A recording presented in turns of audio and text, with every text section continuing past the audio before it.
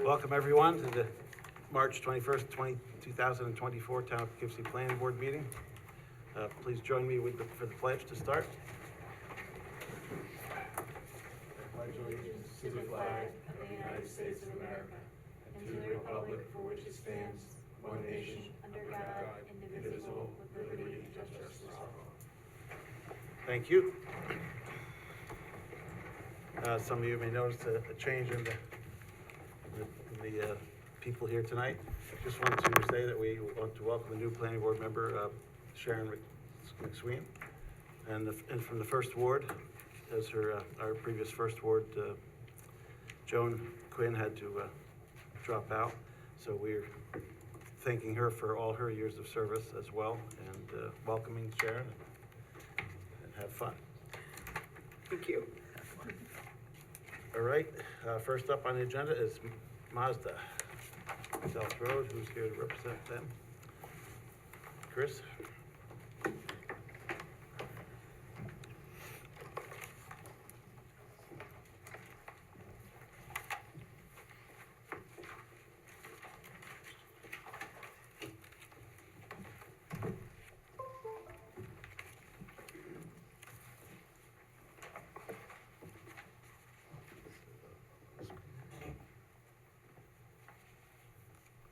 Good evening. My name is Christopher Lapine with LaBelle Associates.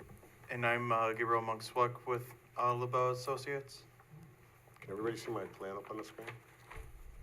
I'm sorry, not yet, Chris. There's nothing there. You have to,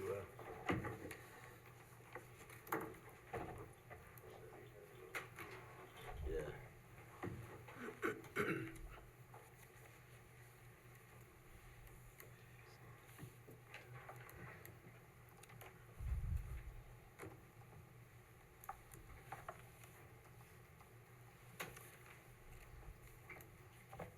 Going back to the original plan, it seems like, right, for the most part? You're very observant. Yes. As I bring this up, I can probably talk my way through this at some time.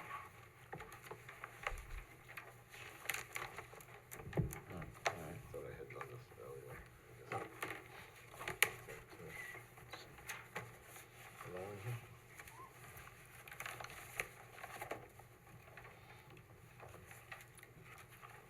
Someone said that the sound wasn't on in the Zoom. I want to make sure that it is now. Do you hear us now? Yes, we hear you. Okay, thank you. Great. Good to know.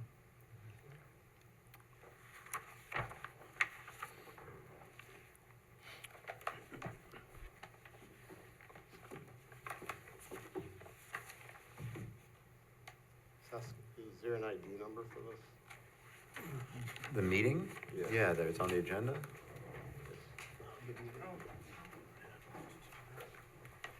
You got it right there. Ken's got it. It's nice to see competitive firms helping one another out.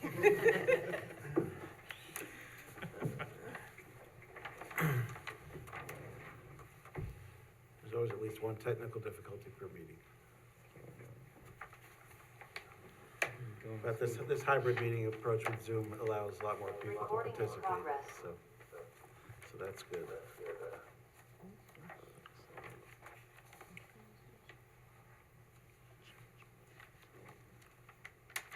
All right.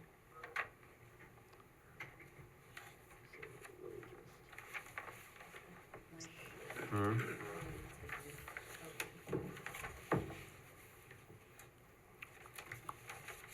Oh, yeah, thank you.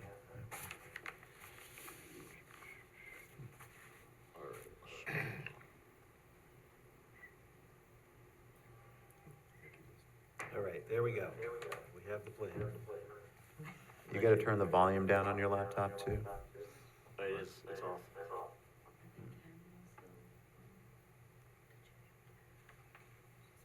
I know you're muted, but My volume is completely off. there's, It's clearly on 0. huh? Oh, is Ken's laptop? It's over there, so it's not coming from there. He's logged into the meeting is what I'm asking. Yeah, Yeah. we haven't had this issue recently. I have my here. You have to mute the mic. I'm muted.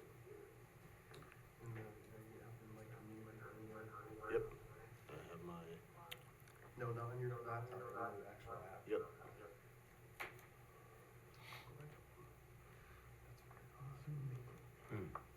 Timmy is muted, because I did that from here. Oh, your speaker's on here. Oh, shit. Yeah, I'm muted on that as well. I'm hearing myself here. Let me try turning this off a second. It's coming out of his laptop. It's not even, it's not. We're hearing ourselves on his laptop. Okay, there you go. You got it. got it? Okay, that sounds better. All right, thank you, Tim. Thanks. And Chris, if you could talk right into that microphone, that'd be great. All right. Sorry for the technical difficulties. Welcome aboard, Sharon. Thank you. So, I think most of you are familiar with this project that was started in 2019 with the redesign and reimagination of the Mazda facility on Route 9 and Anthony Drive. We started out with a facility at that time that was approximately 18,000 or so square feet that got an approval and had 352 parking spaces at the time, and it had a additional 6 bays, and we came back before the planning board.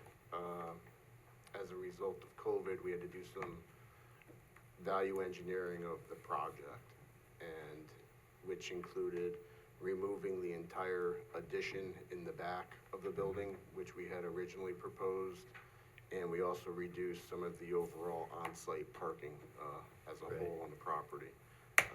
We did come in and with a relocated service drive at that time, which is located here, which for those of you who have driven by the site, that service drive, at least the exterior improvements have been completed. They're still working on the interior improvements of the service drive. At this time, with the prices of some of the construction coming down, they've been able to find savings to actually proceed with the original approval, which was the 2,738 square foot addition to their garage for the 6 additional bays. As a result of that, there's an overall decrease in parking associated with that by 12 spaces. So we're back to the 350 spaces that were originally proposed. From the, just to kind of give you an idea of the difference between the two plan sets here. The difference here is where we had the 12 spaces as to what was amended. That is now being 2,700 square feet of the addition is occupying that, and we've just expanded the length of the access drive. And that's what you see on the screen right now. So we're seeking amended site plan approval for this addition, and we're also seeking an amended special use permit approval for the addition. The areas were previously impervious that we were occupying, and they're still impervious, and we are directing the flow associated with these improvements to the same on-site drainage structures. So we believe the overall impacts are minimal. From a seeker standpoint, we gave you a technical memorandum that walked through our interpretation, and at this point we're seeking and soliciting any comments you may have on this. I also have with me this evening 2 representatives of Mazda, Tom DeFore He is the service manager, and Jim Gallagher, who is the general manager.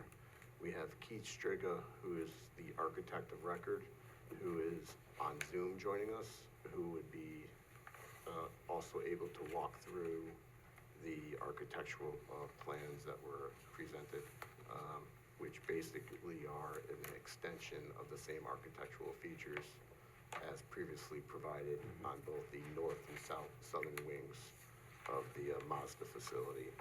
And just an extension of the rear facade is just shifted, that didn't change to the western end. I don't know if you would like Keith to walk through his architectural elevations at this point, or would you like to hold off? We can until- wait till later. Okay.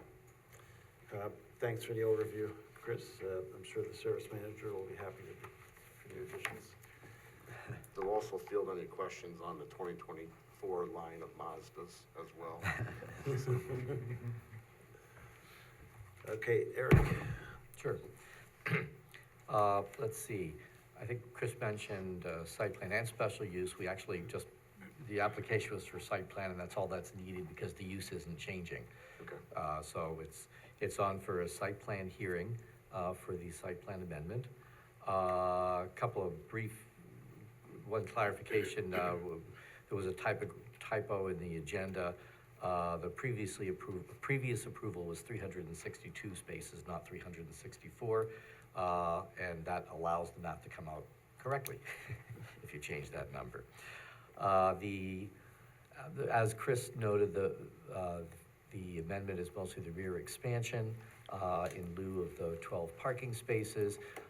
We did want to call the board's attention to another change. There is elimination of a service entrance to the service area on the north side of the building facing Anthony Drive. We don't think that that's we don't think it's highly significant, but we just did want to make the board aware of that change. And it did raise a question in the mind of one of our consultants about the adequacy of the access to the service area. It looks like it's only one single fairly narrow access in and out. It's a service access, so it's not terribly significant, but it did make us wonder what's the internal building layout? Are there connections within the building? So one of our comments was to provide some clarification on the layout and uses within the building, because it relates to the access to the outside as well. There were a couple of minor staff changes in the staff comments. I'll just run briefly. The recommendation number 3 was to add landscaping along the north side where the service entrance was, and also along the west side would be the addition where the parking was removed to create some islands. That area, the landscaping, the buffer on the north side near Anthony Drive was reduced because of the need to stay within the property line. And so at that time, they enhanced landscaping around that part of the site. So this would be an opportunity to put some of that buffer landscaping back. And then in number 7, we added number 7.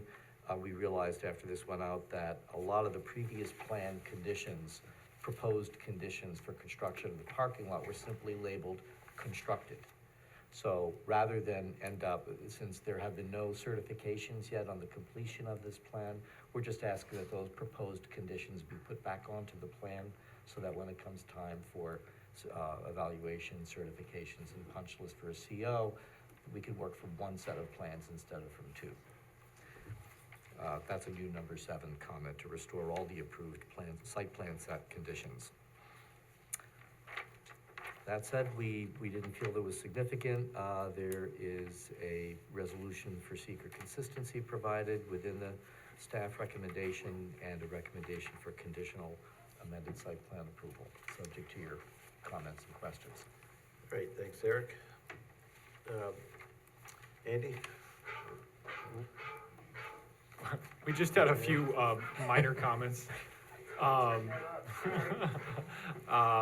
The main thing is that, it actually looks like there's gonna be a reduction in impervious areas. We just wanna see an addendum, a SWIP addendum just to track that. That's the only real comment. Otherwise, it looks fine to us. Okay, great. And I think Mark is on for traffic. Do you have any Correct. Yes, correct. So we did look at the traffic and compared it to what was proposed in the approved plan. As was noted in the submission, there was some minor increases in peak hour trips, but not significant. We did notice some minor, edits to the plan, just being a dimension improperly aligned and missing some labels on the radii. But the one comment that we had that we thought might be a little higher up is, I know that based on the old plan, the old approved plan, there was some signage on the north side of the building along that access there, related to do not enter and authorized vehicles only. And it was to minimize customer access in that area and really meant for just emergency services due to the grade in that area. So I believe it's sign number 6, which is kind of more in the middle of the building, that's there. We were asking to shift it west, closer to that western access. So this way, you don't have the sign midway through and you have closer to the access there so people can recognize that to have a way out. Other than that, nothing really of significance, pretty minor. All right, thank you, Mark. It's time for public hearing tonight, so I move we open the public hearing. Second. Moved and seconded. Call for question, all those in favor? Aye. Opposed? Motion passes. What do we get today? 6-0. Or Five. 1, 2, 3. Oh, right, Ben's out. 5-0. Chris, if you could stop sharing your screen, please? Sure. Thank you. Anyone in the room or on the Zoom call wish to comment on this application? If you're on Zoom, just unmute yourself or raise your hand. Again, we're looking for comments on the Mazda application. Seeing none, I move we close the public hearing. Second. Moved and seconded. Call for question, all those in favor? Aye. Opposed? Motion passes 5-0. Right, so, go around the board for comments. Peter? Only one comment, and that is I'm very happy to see you here tonight, because the last time you were here, shortly thereafter, our company went into a tailspin. And came as no surprise that you decided to put your project on hold. This is gonna be a big improvement to that area, and we're glad to see it. I'm glad to see that the lots, the inventories are starting to fill in, and good luck. They're extremely happy to see the inventory increase as well, so. Yep. Nicole? Did you get the reapprovals for the variances yet? The setback reapprovals, and then, I believe there was one more, there was another one for the rear building, that was a new one. Did you, This is our first okay, appearance. so Okay. maybe. We can do that conditionally. Yeah, we need to get with zoning. I And did then, speak with, we Sure. did take a look at that. The zoning administrator indicated that some of them are expired, so Yeah. it's not a matter of new zoning board consideration, but renewal Reapproval. of the previous Yeah. ones, and then one for for the increased mass of the building and back. It's really the Right. same as provided for the rest of the building. They just need to get it for the the added rear portion. okay. And then, as far as EV charging stations, definitely need to make sure one is handicap, right? We don't necessarily designate them as handicap, but we've Okay. graded them so that they're ADA accessible. Okay, all right, And they're going to be both inside, they'll have one inside the facility, and I believe we have 2 outside still. Okay, yeah, the okay. building department. Chris, just so you're aware, if those are being made publicly accessible, that they do need to meet like full ADA requirements for building departments, so, just wanted to throw that out there. This isn't my project, sorry, Yeah. Eric, I just, Yeah, no, we had graded them to be ADA accessible at those Okay. locations. All right, just one. You- It'll- You'll it want to get also has together to with do the with- yeah, the building access- department. Unfortunately, Yep. Yeah. some of the design layout for the There- EV accessible parking spaces gets technical. Yeah, the federal, the feds have guidelines now Yeah. on ADA accessibility for EV charger areas. All right. Thank you, Chris. Anything else? Nope, that's it. Ahmad? The point of my attention is the service entrance in the back that is proposed. Is there a concern with emergency? I think the reason why they're taking out the service entrance in the back is because there was an entrance onto Anthony Drive, which there no longer will be. And that's why they had a door there, so that's why they're removing it, right? There's still gonna be Am I right, an entrance, Chris? there's still gonna be So- an entrance there. but- So what, the reason why it was removed is because Bay is going to occupy part of that area now. So, and also to eliminate the traffic going around the building, we're Okay. going in and out, and it's actually controlled by Mazda, you know, their service department for the vehicles going in and out, so we've limited that to one access. Yeah, I think this will be a better last, you'll probably come in the door and go to 3 bays on each Yeah. side. I mean, once you pull in, you've got almost a 26 to 30-foot swath between the cars that are being worked Right. on. So although you may have a 12 to 14-foot wide aisle coming in, once you pull in, it Yep, opens up, so you actually have internally 2 lanes of travel. yep. Okay, thanks. That's Uh, it. Anything, Sharon? No, I'm good. All right. I guess my only thoughts is, as Peter said, this is great that you're able to come back and work to complete this project as you initially envisioned. And I also might want to add, we're having good discussions with the neighbors to the rear of us, Country Club Apartments. So it's looking promising that all the landscaping improvements that we bonded before in the past are going to be, feel comfortable that we're going to be able to include them in this project as well. Okay, We're great. just waiting to get the written agreement so that we can clean up the whole front of exterior of Anthony Drive. Thank you, that'll be great. That was the other thing I was gonna mention was landscaping. And lastly, the little piece of Route 9 sidewalk in front when you do the front of the building. Yes, they couldn't complete the work last year. We ran out of time, and the DOT asked us to perform that work later this year. Yep. So that's what their intention were. They were hoping to have that work completed last year, though. All right, sounds good. Okay. Move the planning board find the Mazda expansion amended site plan involves incremental changes to the project of negligible magnitude and scope that are non-significant and consistent with the previous secret negative declaration adopted September 19, 2019, as reaffirmed for amended site plans on December 17, 2020, and on September 15, 2022, as modified by the proposed Mazda 2309 South Road amended site plan application dated and received on February 26, 2024, with related plans and materials. Second? Moved and seconded for seeker. Call the question. All those in favor? Aye. Opposed? Motion passes 5-0. I move the planning board grant conditional amended site plan review approval, subject to the following: respond to the comments of the planning board and those received from town departments and agencies. Said responses to be reviewed by the planning department as adequacy is included of and unlimited to the following 1 through 10. Second? 11. It's actually 12. Or 12. The numbers are all weird, but. 12, the last one was 12. 12. Second? Moved and seconded to grant conditional. Call to question. All those in favor? Aye. Opposed? Motion passes 5-0. Now you can throw up some architecture, Keith, if you have that prepared. if you'd like to walk through the architecture? Problem. Can you guys hear me? We can hear you, Yes. we're just waiting to see it up. No on the- problem. Can I share my screen as well? Yes, go Yes. ahead.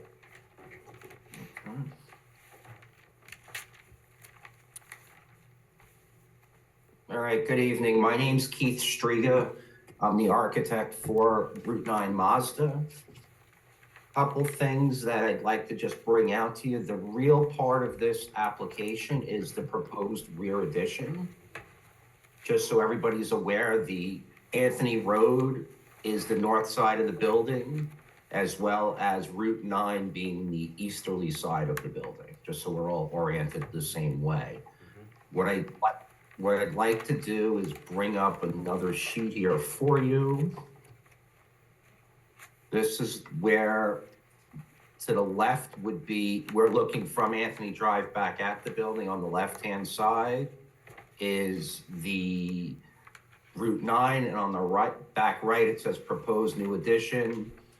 This is the part that we are in front of you tonight to show you the proposed addition. And if you look, it's really, the architecture significantly or insignificantly blends in with the existing building and the previously approved application. There is no change in height. There is no, the materials in the back area is part of the service department, which is just going to be a light gray. If we move up one more view, this is the view looking from the westerly side back at the building. And you'll see that it is minimal architecture and the height is to match the existing service drive that was previously approved. Yep. So, and then I'll walk around to the other side. Oops, sorry. This is the front. Nothing has changed along the front. You would not see that addition from Route 9. And then along the southerly side from the parking lot looking back at the building, this is the proposed addition. The height is the same height as the service drive. There is no increase in proposed building height. All right, thanks. Any comments from board members? Are there any roof-mounted utilities on there? That's a good question. We'd like And to are they make screened? sure the HVAC units on the roof are screened with a parapet or something if there is. They're already called, I don't mean to interrupt you, they're called out with louvered screens already on the rooftop from the prior approval. All right, thank you. Anyone else comments on the architecture? No. It's all right. In that case, I move we accept the architecture as presented. Second. Or do we have any conditions on this tonight? No. Moved and seconded, called to question, all those in favor? Aye. Opposed? Motion passes 5-0. You're good to go, Chris. Thank you. And, good luck with the project. Really appreciate it.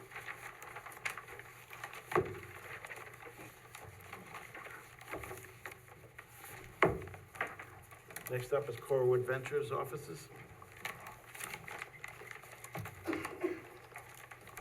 Out on Van Wagner Road.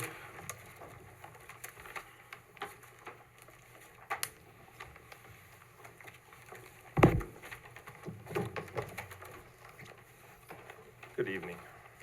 Hello. Ken Casamento for the applicant and LRC. Amy Patain for Core Adventures, LRC. So we're here to talk about, again, the site plan amendment for Corwood Ventures. We're working on addressing the comments outstanding that we received on Monday regarding the stormwater and the easement agreements. And since we were last here, there've just been a couple of minor site plan changes. All right. Yep, does look- So, not to take too much time, really, we haven't, as Amy pointed out, we really haven't made any site plan changes. Overall, we did touch some of the pavement in the back for the structures of the racking, which I know was a question. I have a picture of one tonight. Okay, good. One of the other things was the stone. We're keeping the stone edging between the building and the parking lot as well. So this is what the intention of the racking will be in the back of the building, mounted on the asphalt or a small concrete pad, just to hold it up along the back on the inside of the fencing. I do note in the comments from Aspen, and I know she's not here tonight, I did speak with Carol regarding the turtles and that. We will work to put a temporary fence up during construction, not just wait to the end for the turtles, depending on the timing of everything that happens with regard to construction, to meet the requirements of turtle protection. Yeah, she had some dates in her letter there. that Yep. April. And one other note that came up in Andy's letter was OPRHP came in and did issue a non-significant letter, but that came in after the submission deadline. So we'll include that in the SWIP as we go forward on that. Okay, great. So that's Where, really- can you point out where those racks are? Yeah, sure. Going to be? Sorry, I just shut it off. So I'll go back to the site plan, just so we can see it. So one of the things I will note, and I'll talk about it again later, is the color of the building is gray. And I believe I misspoke last time and said white, but with the snow, it looked white. And when the siding came in and they showed us the siding, I'm like, wait a minute. And I asked Amy to go back out and look, and it's gray, it just looks white. They'll be right here in the back, along Okay, this side just here. along that.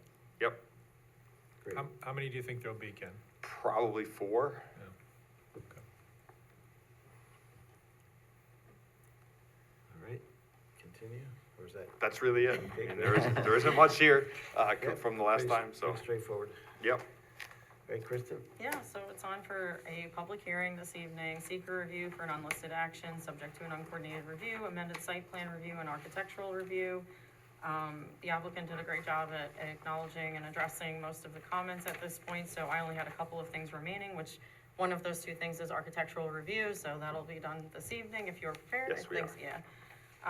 And then, of course, we had noted about the racks, you had pointed out kind of where they are, so I think just ultimately in the final plan, if we could just identify that, and Yep. then also confirm, are you proposing the racks to be like that bright yellowish No, green, that just or- happened to be the Oh, color they okay, found all online. right, so whatever the actual spec is, just to include it in the plans. Yep, we'll do that.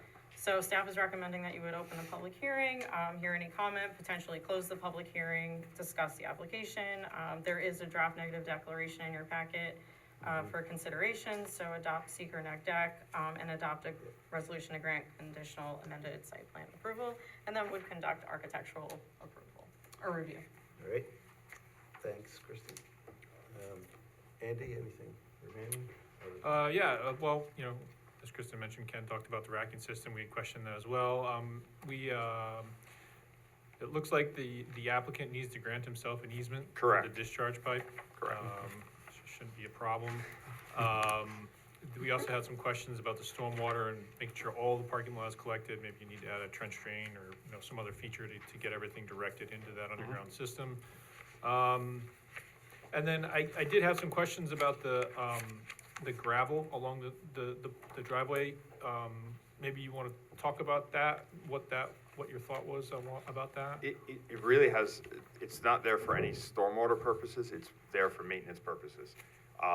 Really, you have the edge of pavement, plowing, rips up the dirt, and it keeps it cleaner between the asphalt and an easier edge between the asphalt and the grass. So that's Okay. why the client put it And in. you think okay, it's already there? It's around, it was part of the original approval Okay, I around the do whole remember parking that. lot on that side. Okay. So we're just maintaining that between the building and it.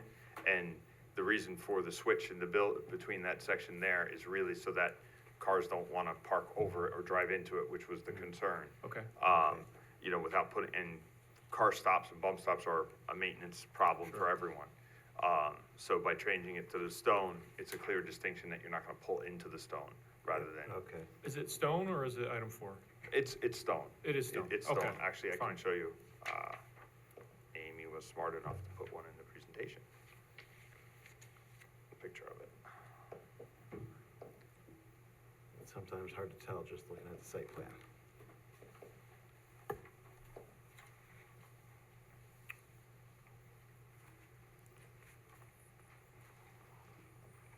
Whoops, now I go past it. You can One- see. Nope, one I too think I far. just saw it. There it is. Okay. Ah, All right, that's not what I pictured.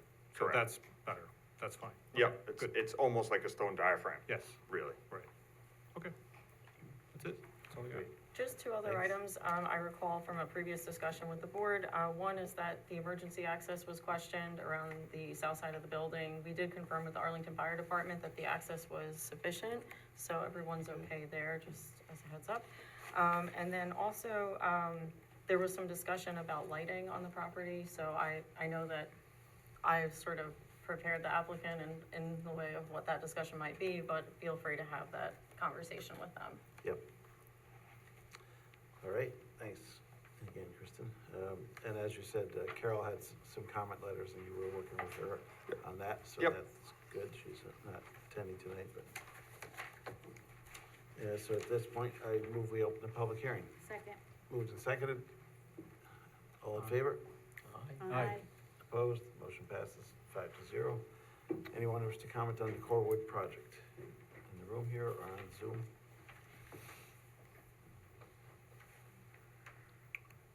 Not seeing anybody on Zoom.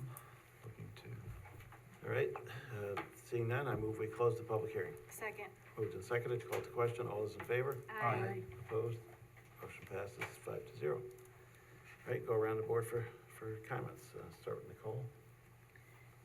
Yeah, we already touched upon this, but the restrictive fencing you're gonna put up before the vinyl, right? Yes. Okay, Yep. just wanted to make sure. Yep. And, yeah, Kristen mentioned it, but there was a question of whether or not the lighting was too high back there, but, I mean, it's all industrial, so I don't see a problem with it, but I can't speak for anyone else, so.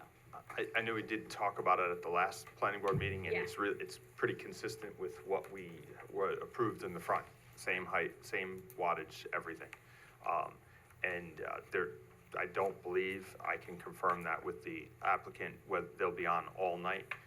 There will be some level of security light on, obviously, but I don't believe they'll be on all night. The full brightness will Right. be on all night. Correct. That was a question, yes.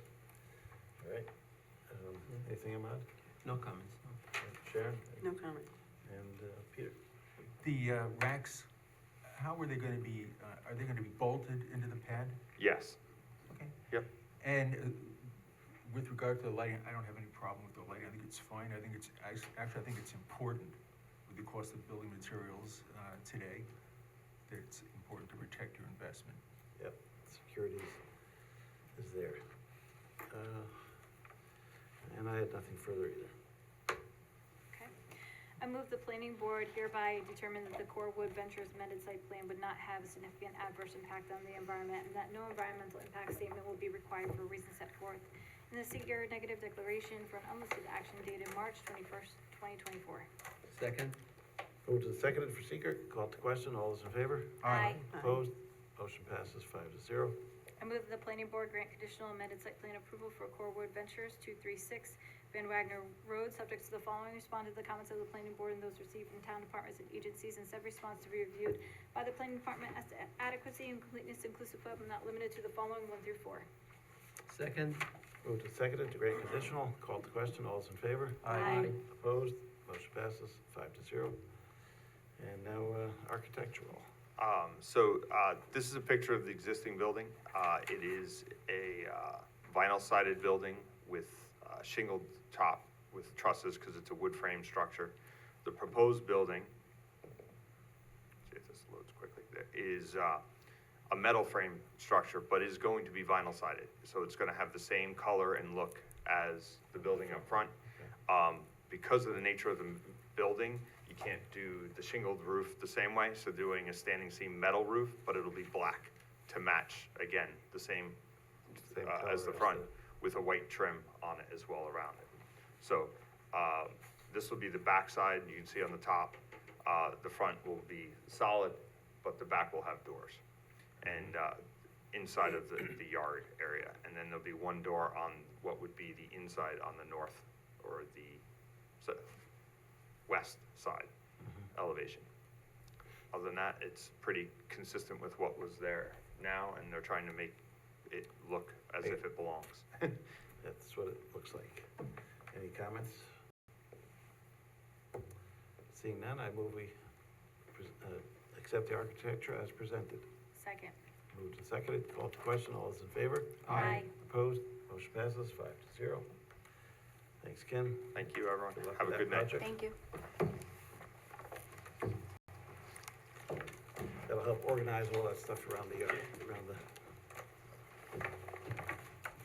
Okay, Stratford Farm Townhomes, next up on the agenda.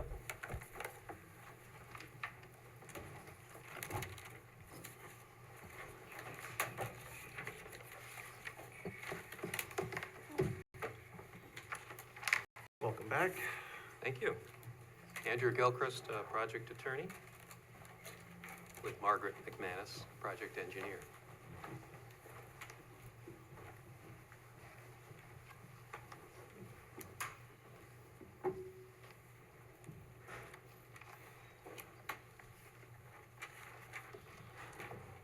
All right, you have any presentation on what you've changed since last Didn't time? really change anything. Pretty much as it is, it's just getting through some of those conditions.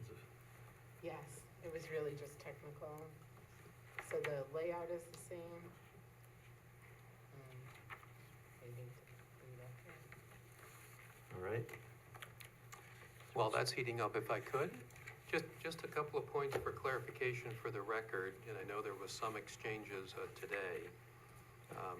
On CPL's comment letter from March 20, at comment 1C, it lists the sewer and/or access easement and maintenance agreement with the adjacent hillside terrace. What we submitted to the town was notification there is an existing sewer treatment agreement between ABD Stratford, the Sewer Corporation, and the owner of the adjacent hillside terrace. There's a memorandum of agreement that was recorded in the county clerk's office. I provided a copy of that recorded memorandum of agreement today.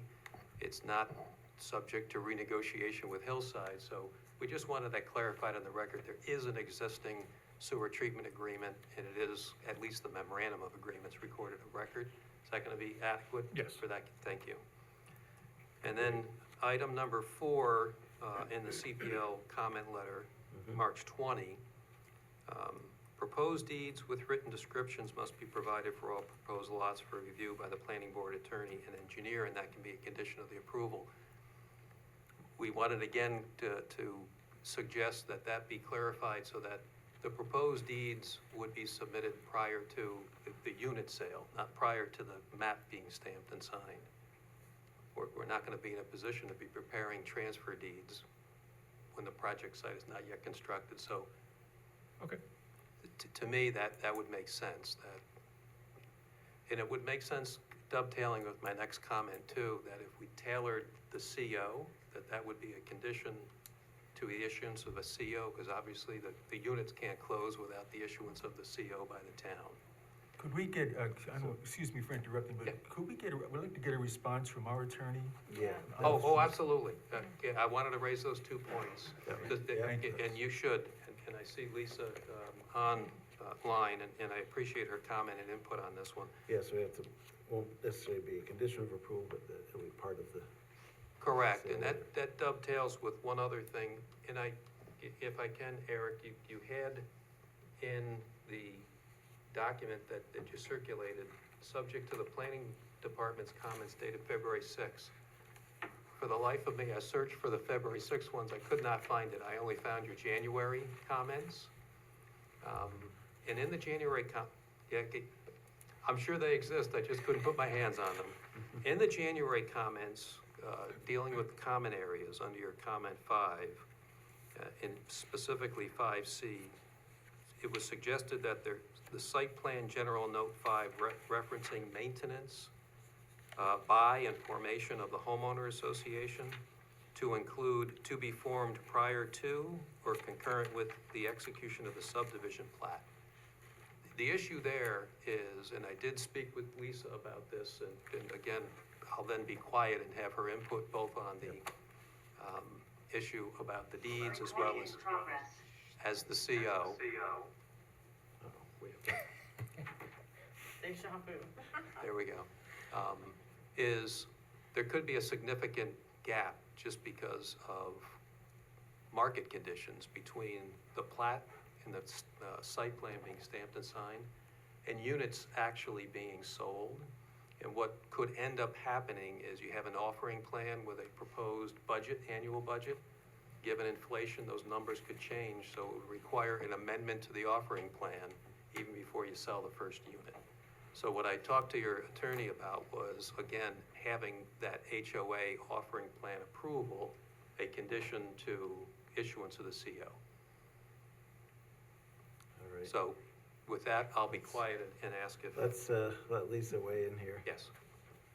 Yeah, I was, rather than saying, as Andy did, condition of sale, I'm fine with condition of CO for the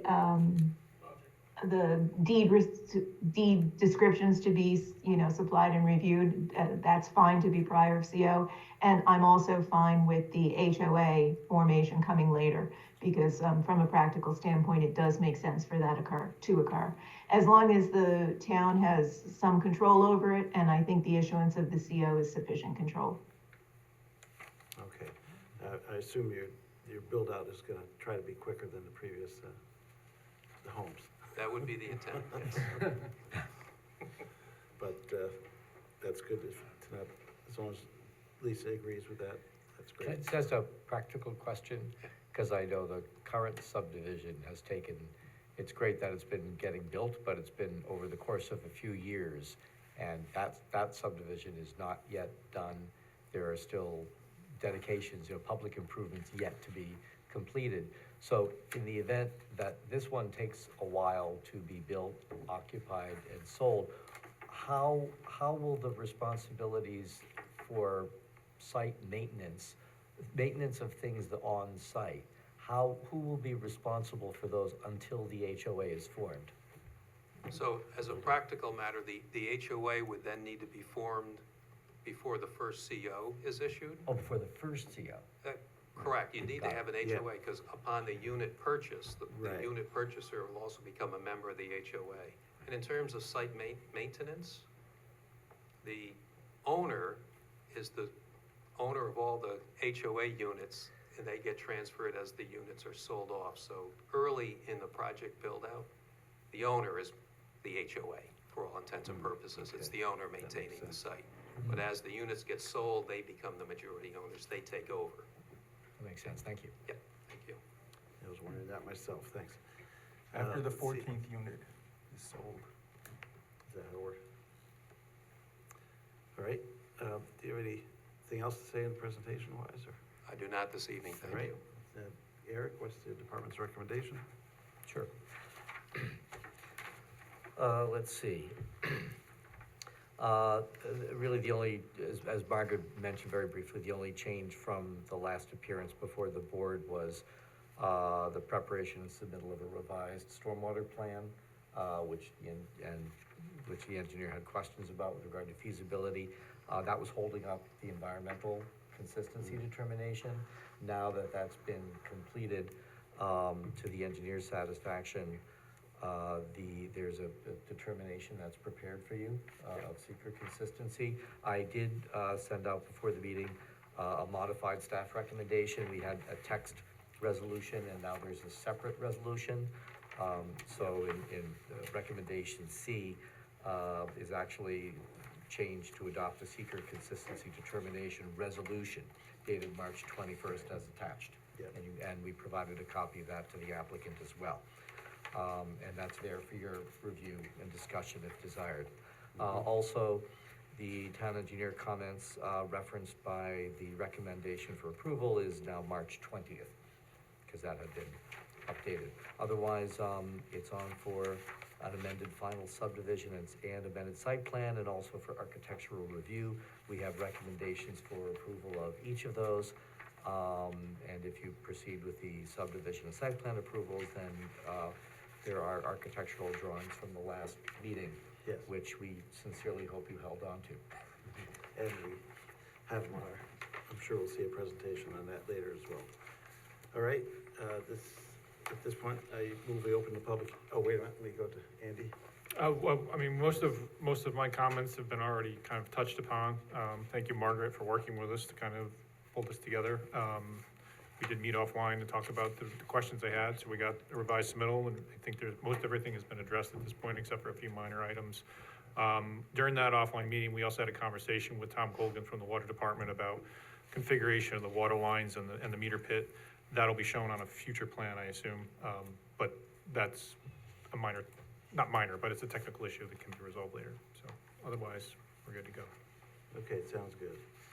Thanks. And we had comment letters also from our traffic engineer from the February meeting, as well as Carol for environmental, so take a look at those. I think they were both good with it at this point. And now I move we open the public hearing. Second. Moved and seconded, called to question, all those in favor? Aye. Opposed, motion passes 5-0. Anyone wish to comment on the Stratford Farms project? Could you, not stop sharing the screen for just a moment, so we can see if there's anybody? Hold on.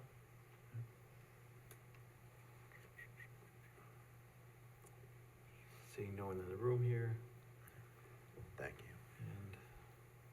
and everybody is staying. Everyone on Zoom, anyone need to comment on this one?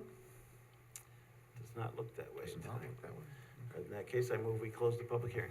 Second. Moved and seconded. All in favor? Aye. Opposed? Motion passes 5-0. All right, let's go around the board for comments. Peter? First, the question I have is for the board's attorney, and that is, have you seen the memorandum of agreement with Hillside Terrace? I have, Okay. and it's acceptable. Okay. Next, I have a few questions for the town engineer, and I just want to know if any of these things are deal killers. First, do you think you've had sufficient time to review the admission? Yes. Okay. Just a couple of quick comments. The notice of intent was blank. Was the entire document blank or just some? The notice of intent is a form that needs to be submitted based on the SWIP Yeah. completed. Right. So it wasn't completed, but it's not, it can be filled in later. All the information in the SWIP is there. It's just a Okay, matter so of. it can't move forward without the notice of intent? Yes. I read a couple of articles about buyer retention with under drains, and normally they are used on sites less than 5 acres or less. And this site is almost 7 acres. Is that an area of concern? Well, it's for the area draining to the bioretention filters. I think the areas draining to these bioretentions is much less than that, much less than. My concern only was the amount of impervious surface that we're dealing with here, which is considerable. It is. And one of my early comments was that I wanted to make sure that the full runoff reduction volume was provided with this design, and Margaret's done a great job. She's actually oversized these practices to make sure that that's been provided. Okay. Super. No details for the bio areas were found on the construction details. It's a standard detail that, Okay. that can be provided. That's why I'm asking you. Had requested details for bio retention, filter construction? Same thing. 'Cause Okay. Yep. Revised calculations for each individual bioretention practice indicating how pre-treatment has been met and reflecting the use of underdrains. It seems like an important It is, factor. and that's something that I actually checked myself last night. So the calculations that we have, we're assuming no under drains. I went through and checked them with under drains. Right. And I'm satisfied that those requirements are met. Great. I can sleep tonight. Thank you. I knew you'd ask. Thanks, Andy, for reviewing that at the last minute, and thanks, Peter. Nicole? Do you have any road names yet set out for the project? I think this is the second or third time I've asked. Just curious. No, I mean, okay. for 9-1, whatever your kids' names are. Yeah, right. Okay, so you will have some fees in lieu of parkland, right? Okay. You can correct me if I'm wrong, but, Dutchess County Department of Health needs to sign off on this They will. new paperwork that okay. And then the last one here, so she's not here tonight, and I think she was pretty satisfied with everything, but, our town, environmentalist, Carol, stated something about 6 to 8 trees that may or may not have to come down, stating, I believe you already put the notes on the paperwork for the tree cutting, but I just wanted to touch on that tonight. There's a note about the tree restriction. Okay, and there is like 6 trees that have to come down or something like that? Yeah, there's not a significant amount It's of not a Right, lot. right, it's As long not a ton. As long as it's not the bad habitat. Right. Depends when you want to do this. And I think that's start why the construction. tree cutting's on there, because I think Carol wasn't sure if any of them were. They're mostly like those sumac trees, because they're all recent growth. They're Yep. mostly on top of stockpiles, and they've just grown over the past few years. Okay, Probably an issue, but it's good to check with Carol, I guess, before you cut them. right. Right. If you're I doing, know, if you're we've doing already it. talked about the staging and when work needs to be conducted in different parts of the site, and we don't need to cut those trees until November. Okay, Oh, okay, great, all right, perfect. okay, that's it, that's all I had. Come on. I think it's covered between you and Yep, Nicole. all right, anything, Sharon, on this? None. All right. The only thing I had a question of, covered everything, that fence issue, is that ever resolved? I'm trying to remember. There's a note on the plan that says the fence is broken, fix it. Okay, the portion that you own, some of the fence was owned by the cemetery and some by you, so. Well, some of it goes onto the cemetery's property, some of it is on the, which will be the HOA property. Okay, So if it's on their property and if there's a, tree fell on it or whatever happened, it will be repaired. okay, great. And thanks for putting the path all the way around the pond. I think that came out well. I'm not as happy. And as well as the connection to it, and I'm good. Okay. I move the planning board find the Stratford Farm Townhouses application involves incremental changes to the February 13, 2013 Stratford Farm Townhouses final subdivision and site plan approval that are non-significant. in Actually, magnitude. I'm sorry, there's actually, we were suggesting that was a language we put in before we had a separate resolution. Sorry. And so now you just need to refer to, recommend, the suggestion is that you move to adopt the separate seeker consistency determination, which says what this narrow, small paragraph, it's I got laid it. out in much greater detail. Okay, so you just want this. Okay. Correct. All right, so I move the planning board adopt a seeker consistency determination resolution dated March 21st, 2024. Second. Moved and seconded for seeker. Called to question. All those in favor? Aye. Opposed? Motion passes 5-0. I move the planning board grant conditional final major subdivision and conditional site plan approval for the Stratford Farm Townhouses application as amended, subject to the following, 1 through 12. Second. Moved and seconded. Called to question. All those in favor? Aye. Opposed? Motion passes 5-0. And now architectural review. Bring those back up.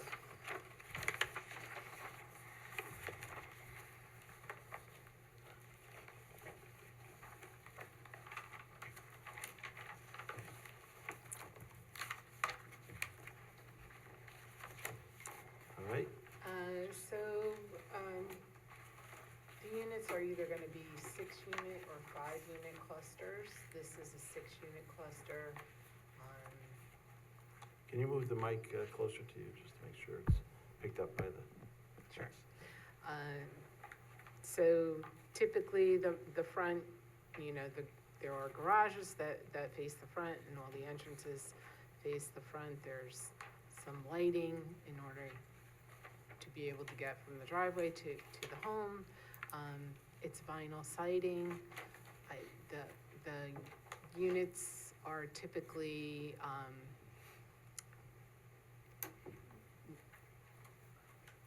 I can't think of the word, natural colors, like blue or green or brown. It's not gonna be any purple or pink.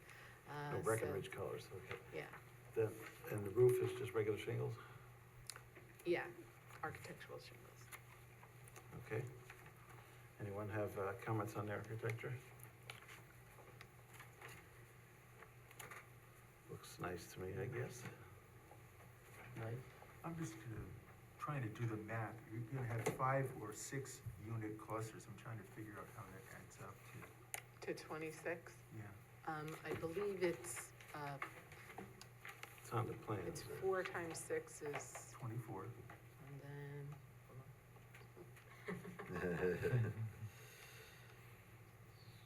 hold on. So we've got 1, 2, 3, 4, 5, 6. 1, 2, 3, 4, 5, that's, okay, so we've got, there is a 4-unit, there's a 4-unit cluster. So 4, 5, and 6. 4, 5, and 6. Okay, There's that- 2 6s, alright, 2 okay. 5s, and a 4. That makes more sense. That does. Adds up. Thank you. Any, looks like a good design. So I move we accept the architecture as presented. Second. Moved and seconded, called to question. All those in favor? Aye. Opposed? Motion passes 5-0. You know, the houses were a good quality product, I mentioned that before, and I'm sure these will be as well, so that's good luck with the project. Thank you. Thank you, and thanks for the board's work on this, and the consultants, thank you.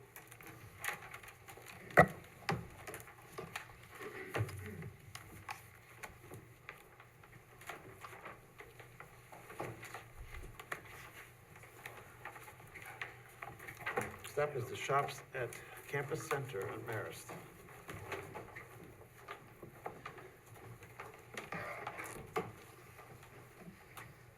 Good evening. My name is Brandon Petrella. I'm with Maury Architects. I'm joined by the owner's representative, Jonathan Costner. Hi, everybody. This is our first presentation of this project to the board, so I'd like to share my screen, if that's all right. Yep.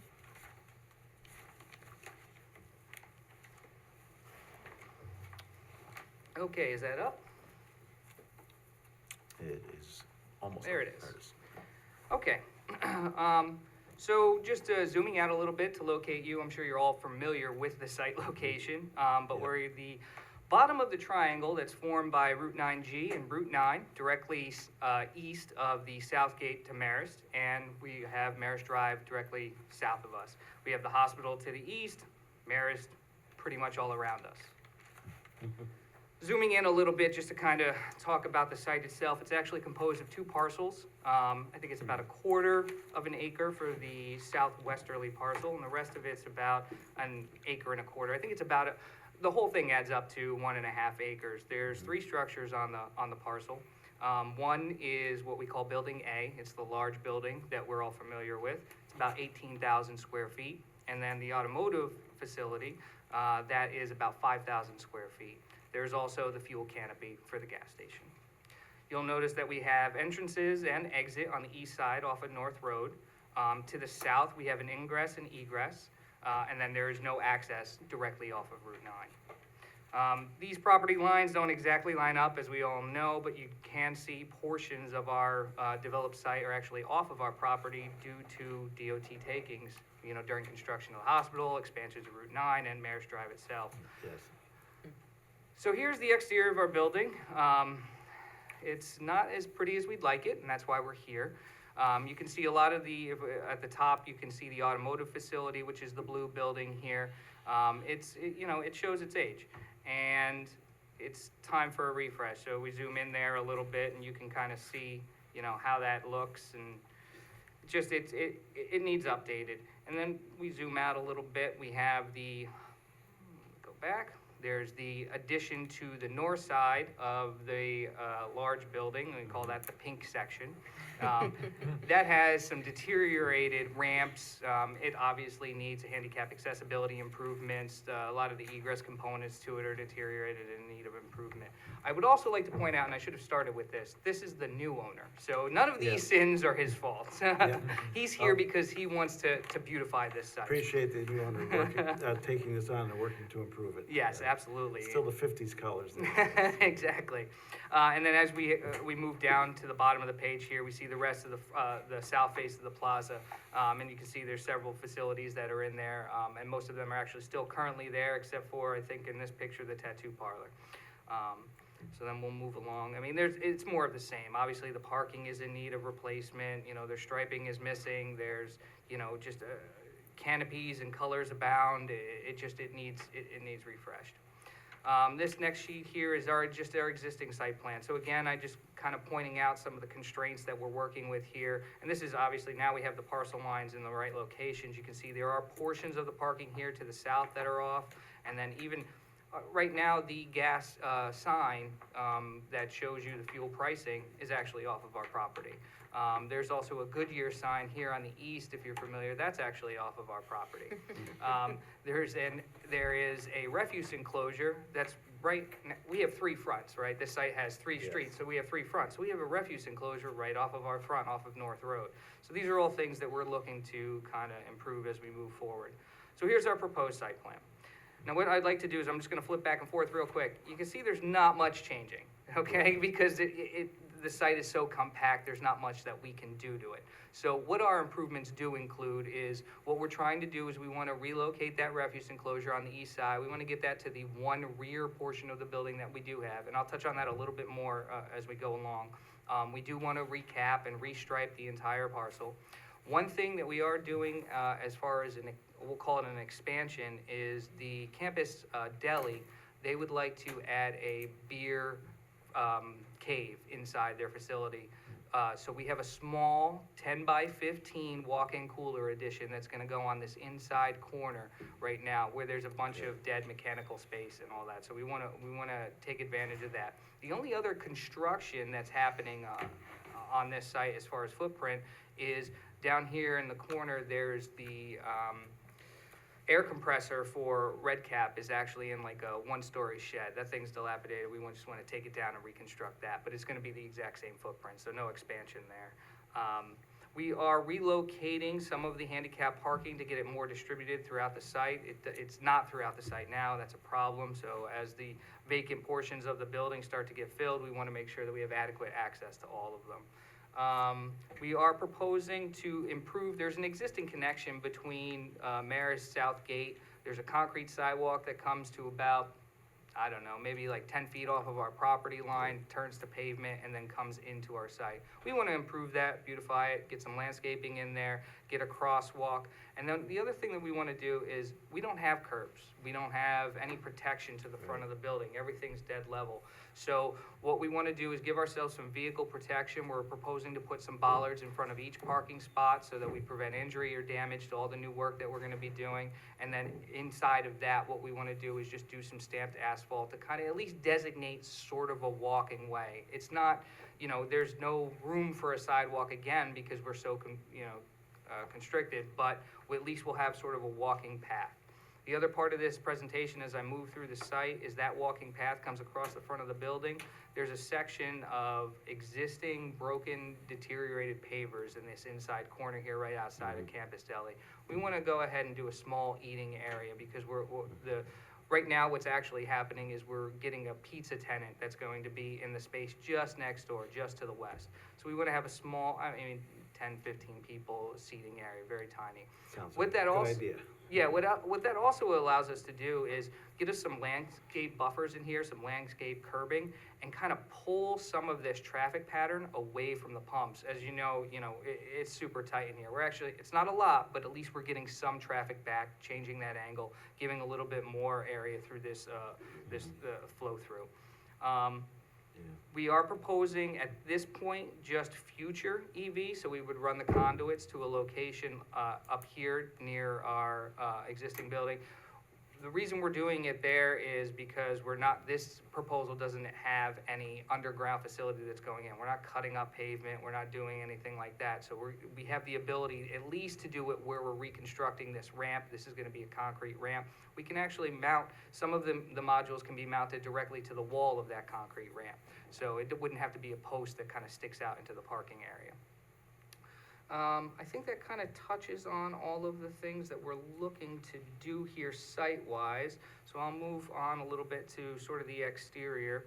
So this is the entire southern exterior of Building A, the large building. So here are some blow-ups of that space. So this would be this is the west side. So what the owner would like to do is that we would like to redo all of the storefront. So we're gonna replace all of the glass aluminum. We're gonna get rid of that beautiful cultured stone that's there. We're gonna get some glass down to the floor to ceiling glass, modernize the look, metal panel end caps with suspended canopies with stainless steel cables. We're gonna use fiber cement siding on a lot of these building fronts that we're kind of popping out to articulate the front of this building.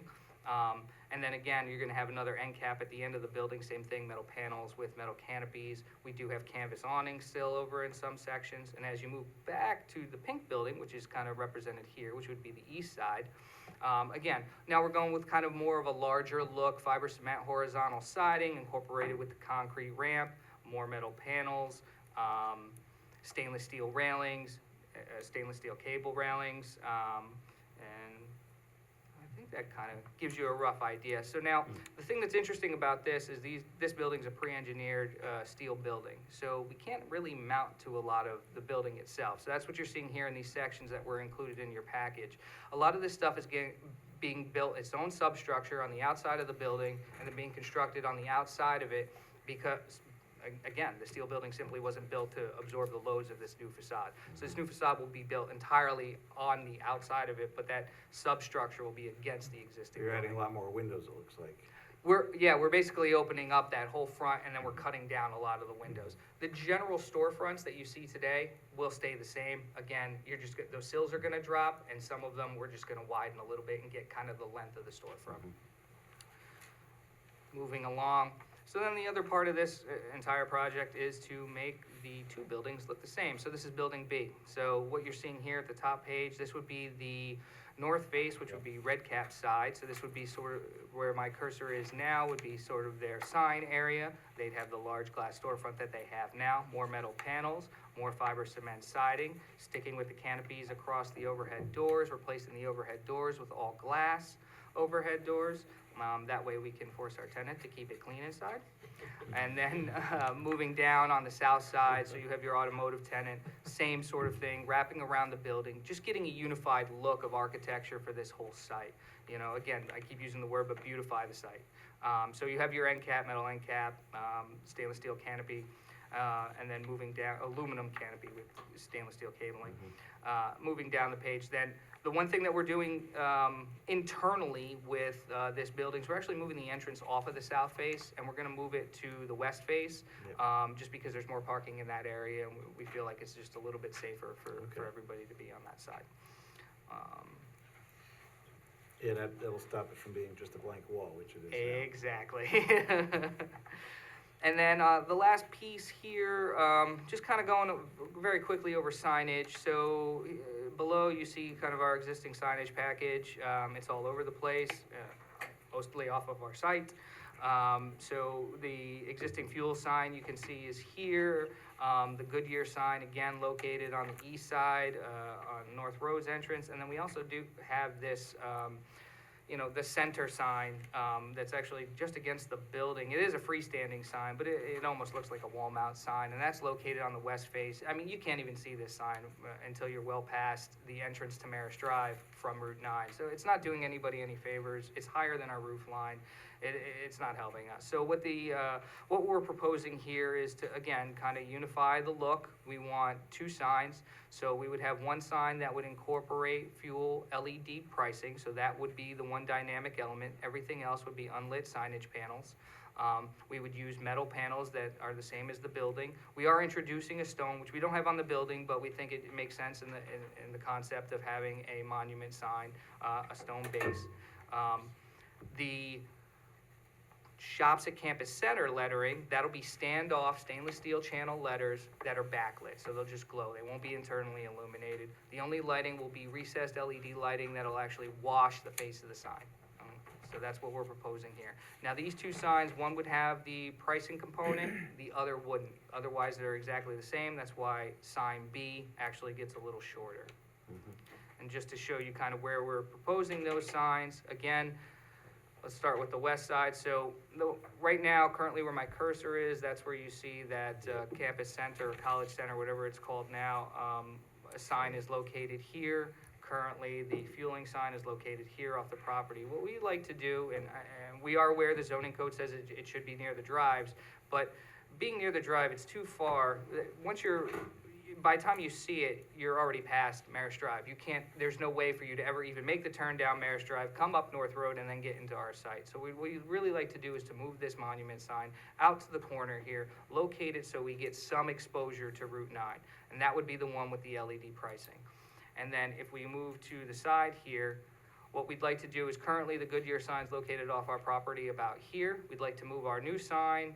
Again, we can't build our monument sign at our drive because there's just simply no property there. So we're trying to move it just to this location here, and that would cover us for Marist Drive and North Road. And again, that would be the shorter sign without the digital pricing. All right. I think I talked enough. Yeah. A lot of updates. Planning on repaving too? Yeah, we're not, we're gonna seal and stripe. Or Yeah. seal or? Yeah, and cut out any deteriorated, disturbed It's got a areas few and clean spots, it. but Yeah. mostly it's okay. Question, are you fully occupied? There are vacant portions, the pink building is completely vacant, there's some interior spaces that are vacant. But other than that, we are, I don't know, 80%, I would say. All right. Okay, thank you. Okay, let's go to Kristen for the department's review. Okay, well, first I want to start out by saying that I did also pitch you, we're, you know, the planning board and staff are excited about the opportunity to revisit the site and sort of take a look at it and have your, you know, desire to clean this up. It's wonderful, so it's a great opportunity. So now I'll kill you with kindness and then break it look down. at and then 40 So, pages later. but seriously, it's a great endeavor, and we're excited about it. So obviously, these properties, these two parcels have a storied past. Before I get too far ahead of myself, it is on for a public hearing, seeker review for type 2 action, amended site plan review, and architectural review. Staff, myself, I took a little bit of a look at the history of the property. It was a bit chaotic, if I'm being fair, in your defense, and going back to 1993, where 103 parking spaces were required, the zoning board actually approved as few as 51 spaces on the site. And we understand that like through the 90s and the 2000s, the building continued to be chopped up internally and added to, taken away from, businesses turned over, demand for parking changes, uses change. So we understand that there's been some parking chaos that has ensued, frankly. At today, this probably wouldn't have been approved, right? Like we'd be like, whoa, that's just way too much on that property for what you're trying to do. So we understand, we're looking through it with a lens of like there's existing nonconformities on the site, but we also have to try and balance that with what our code requires now, right? And that's not just like our town zoning code, but it's fire access and building department codes for accessibility and things like that. And I know you're aware of this, and again, we're excited about it, but I wanted to just emphasize the bit about parking. There are definitely some constrained parts of this property, and staff is recommending that the applicant kind of go back to the intended uses on the property, existing potential, and really take a hard look at the number of spaces, because you don't hear this very often, but the planning board would likely, and I don't want to speak for them, but staff too, would be comfortable with seeing less parking on the property. Obviously, we know you want to make your tenants happy, and then obviously their patrons happy, and the business with the car use and auto repair, we understand that. So I just think that that's kind of like a first bit, and we're happy to meet at an offline meeting to discuss any of that with you. But previously the site plan only required 10 by 20 foot parking spaces. Now we're down to 9 by 18 in our code. The number of parking spaces overall tends to dictate, I think, by building code, the number of accessible parking spaces that you're required to have.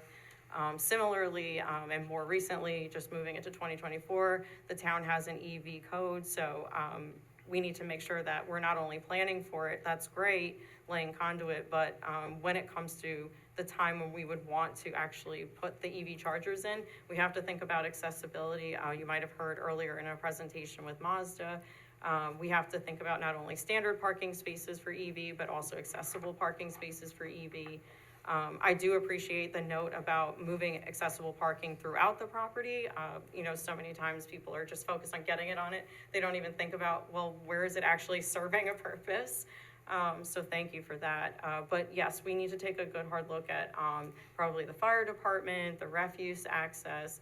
Fire department, interestingly enough, didn't have any comments about the west side of the property in this particular review.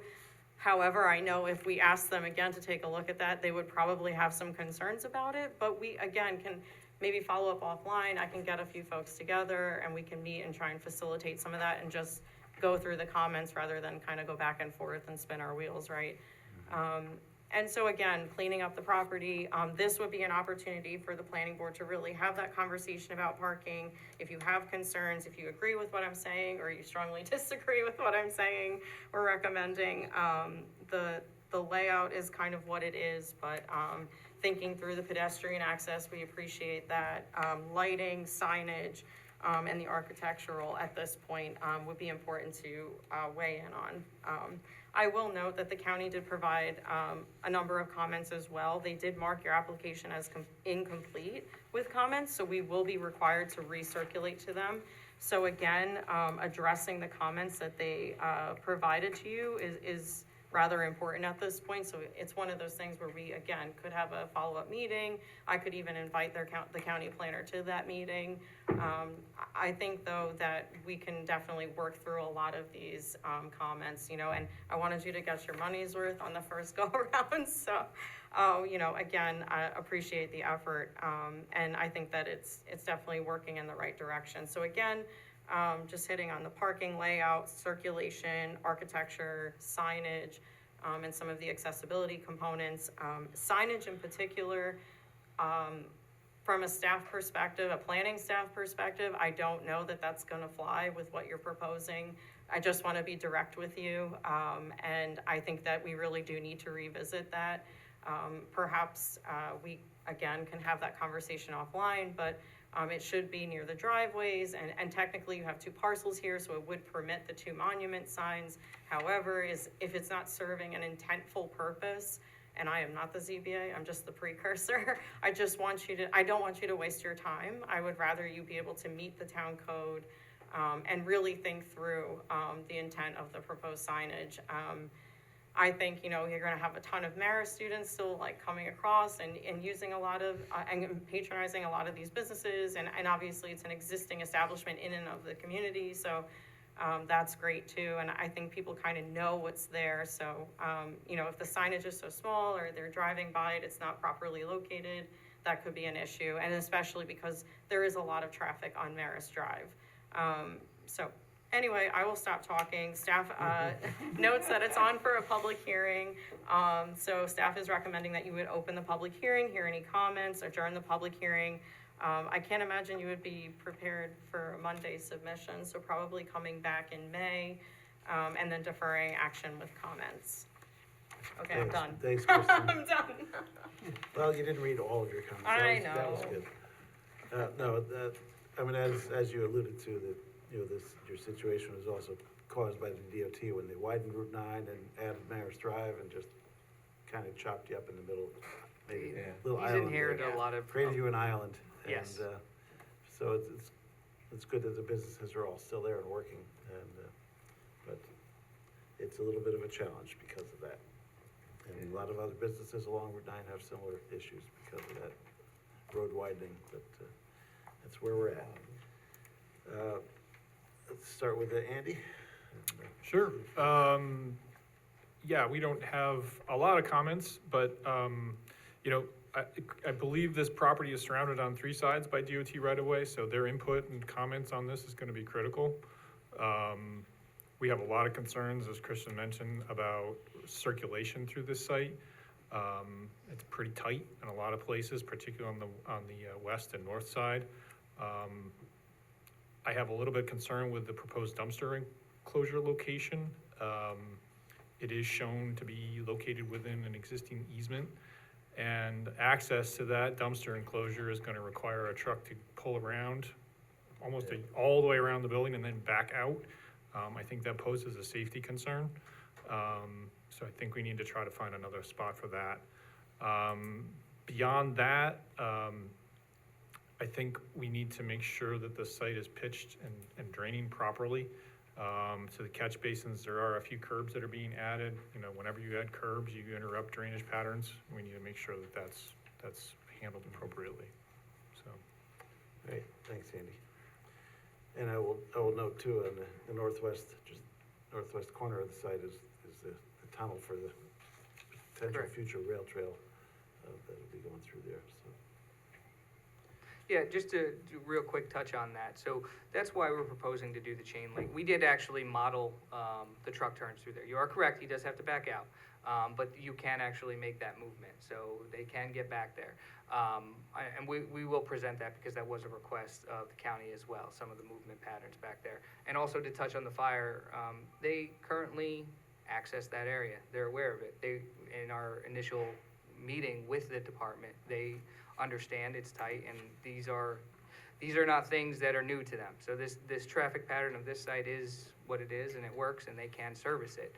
I'm not saying we can't make it better, we absolutely can, and we're gonna work to do that, but I do wanna point out that we were able to do that.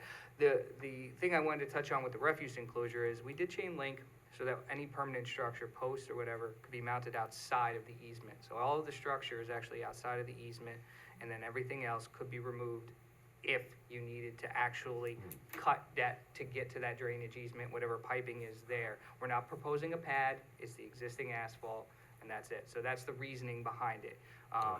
You know, we still do, DOT has to comment, and maybe we can point that out to them and make sure that they're still okay with it, but that's the idea behind it. All right. Anything else, Andy? That's it. All right. At this point, we'll, it's down for a public hearing, right? Yes. So I move we open the public hearing. Second. Moved and seconded, called to question, all those in favor? Aye. Opposed? Motion passes 5-0. Let's see if anyone on the Zoom, can you share your screen for a minute? See if we see anyone wish to comment on Zoom.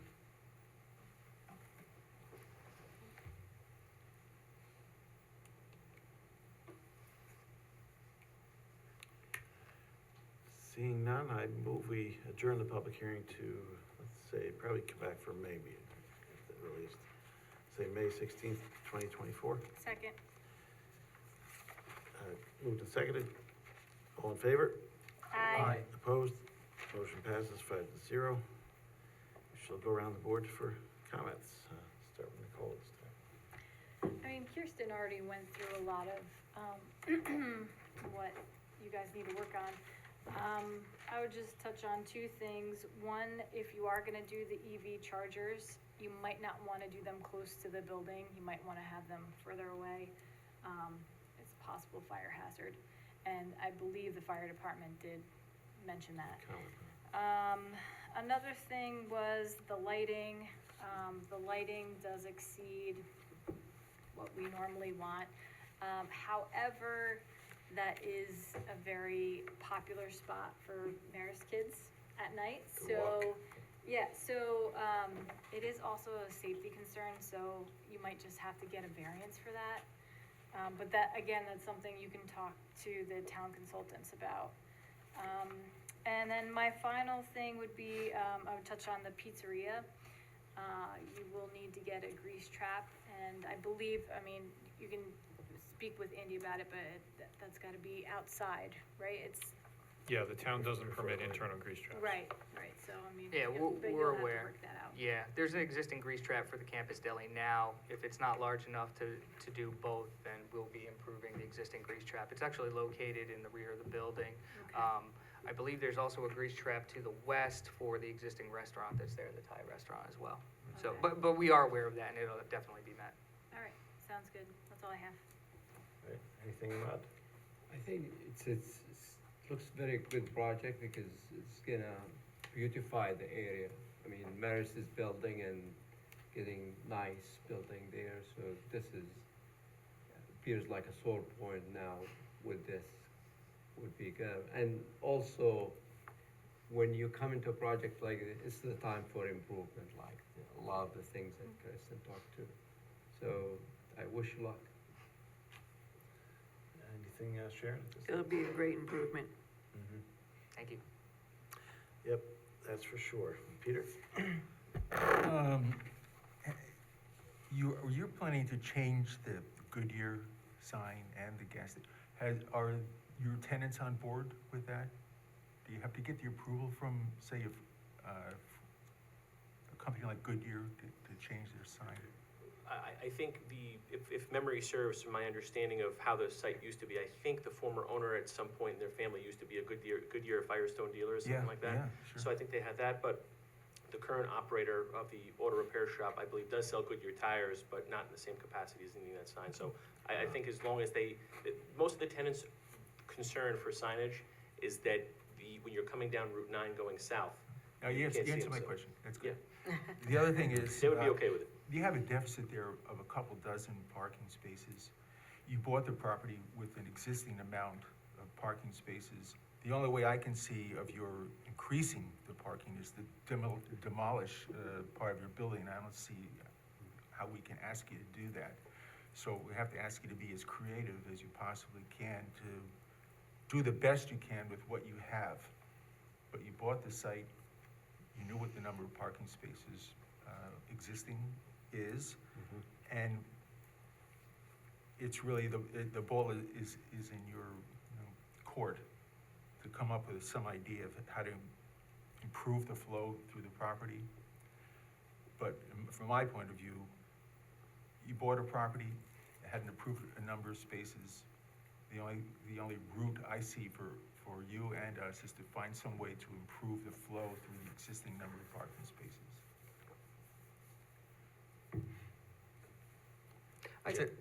Just add a question, the approved amount of spaces and what is 51? Or, So it was approved for as few as 51, and then at a later date, it came in for about 77, and I think you're proposing 76?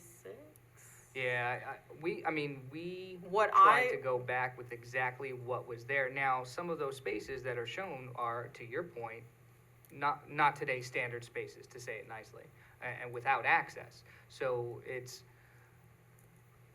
one, we don't want to lose spaces. We obviously want to keep as many because we're going to have more business, right? So, but we ultimately want to make sure that what we put back, what we put back is no worse than what is there, right? Right, and so my point about parking and talking in circles about it for a few minutes there was that I think that we could probably get to a point where we're striking the right balance of, Okay. Between, not as few as 51, but not the 76 that you're proposing. I think we're talking the same thing. It's just, Exactly. we have to sit down. And Yep. I think we're all on the same page, as far as we all understand it's a tight site. We understand it's not gonna meet today's standards. And in fact, earlier, Jonathan and I were saying this could never be built today. So Right. Let me we ask you understand a that. quick question here. We have written on the document that we received from the planning department, as a result of interior changes to the existing building to create space for the growing number of tenants, parking counts increased to as high as proposed 77 parking spaces. How many are there existing today? Spaces? Yeah. I believe there are 77 now. Okay. Bear with me one I just second. want to make sure we're all on the same page, that's all. Now, again, to Kristen's point, I don't know that all 77 that are existing were legal spaces. We only marked what's actually delineated out there today. Right, and so the challenge will be, asking you to take a look at what actually works on the site per town code standards and building code standards for accessible parking and town standard parking. And so you might end up losing some parking spaces as a result of that. And the area where that most notably might make sense to do that is on the west side of the building where you're already so constrained with access. So that would be my recommendation, and that's why I also went through the effort of like A through F, looking at that 77 approved plan that I had with your current proposal. And I wanted to say, okay, well, that plan from 1995, 1996, these parking spaces never would have been approved today. So let's maybe reevaluate it where there's some angle parking. Maybe we can keep 3 of the 5 and use parallel parking or something like that. Get creative. Yeah, no, absolutely. We're completely open to Yeah, that. so we'll have a speaking- conversation yeah. offline. That sounds like that's a great way to go about that, if you want to. Yeah, no, it's better just to hash it out. And just to answer your point, it was 76 spaces is what are currently out there today. Okay. Now, from a requirement standpoint, just doing area, it was some 100 odd spaces. I figured 98 currently is what would be required. Okay, just as a practical matter,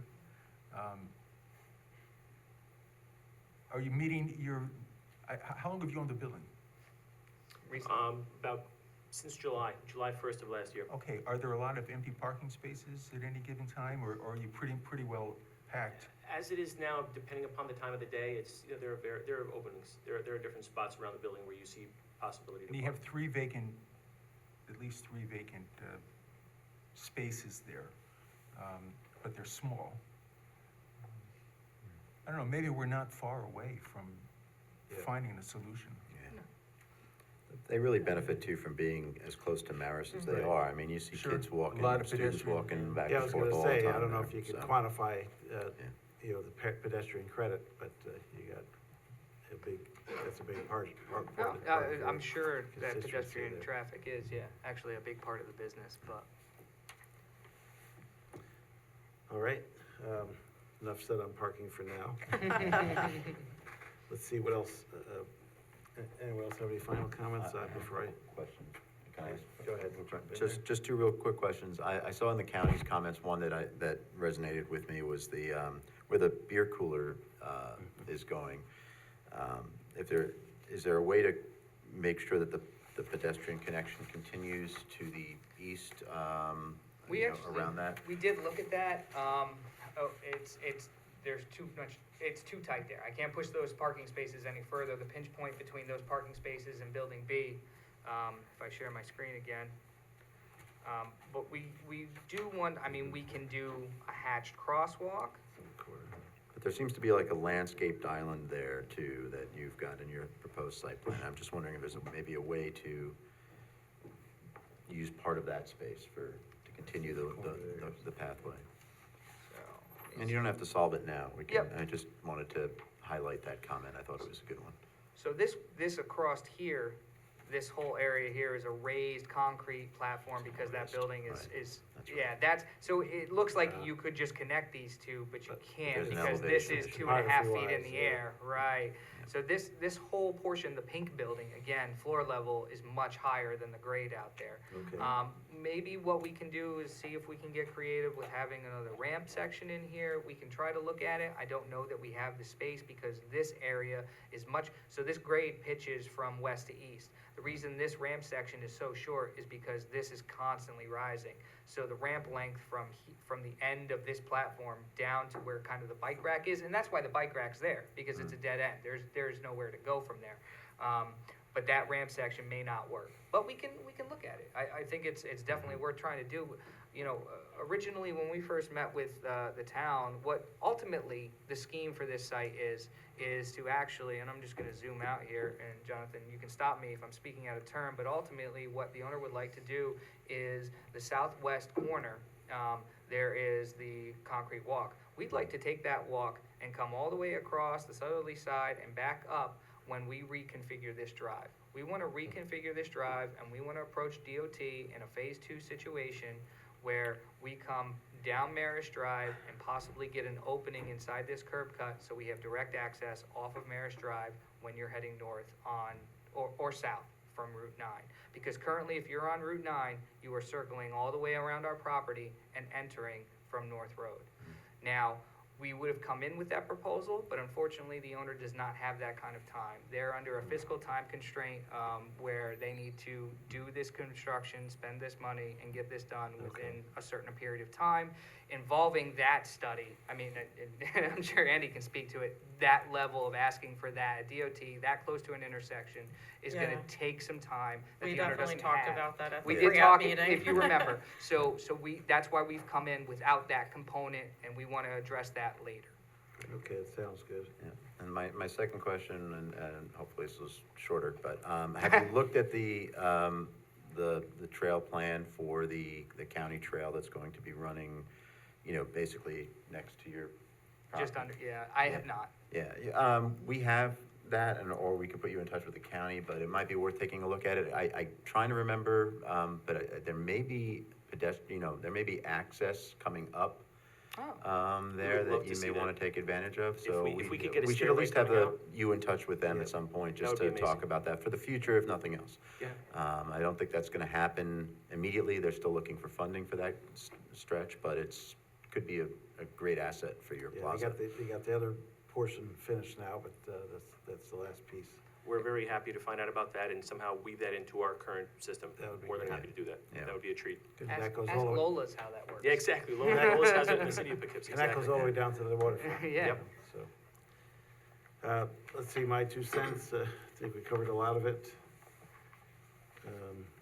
There is, I don't know what your plans over are with the HVAC, but, we want to see, if it's on the roof, to be screened by parapets or whatever. And I do notice you have a lot of ground mounted stuff too, that maybe a fence or some landscaping around it to screen it. If it's gonna stay there. Yeah, any ground mounted, there's some existing electrical equipment on the west side in that inside Right. corner located here. Yeah, That kind of, that's what I was thinking of. that has, we are gonna screen that. We're calling for like a shadow box fence. We'll get you a detail on that. That was one of Kristen's comments. And then we are going to be moving some of the equipment to the roof. That would be located on the north side here, so all the way in the back. And if Yep. there is additional screening required, we'll get that. But you can't, see it unfortunately for from the here. nail salon, you can't even know, you don't know they're back there. Right. So, you certainly won't see the Yep. equipment. Lastly, I guess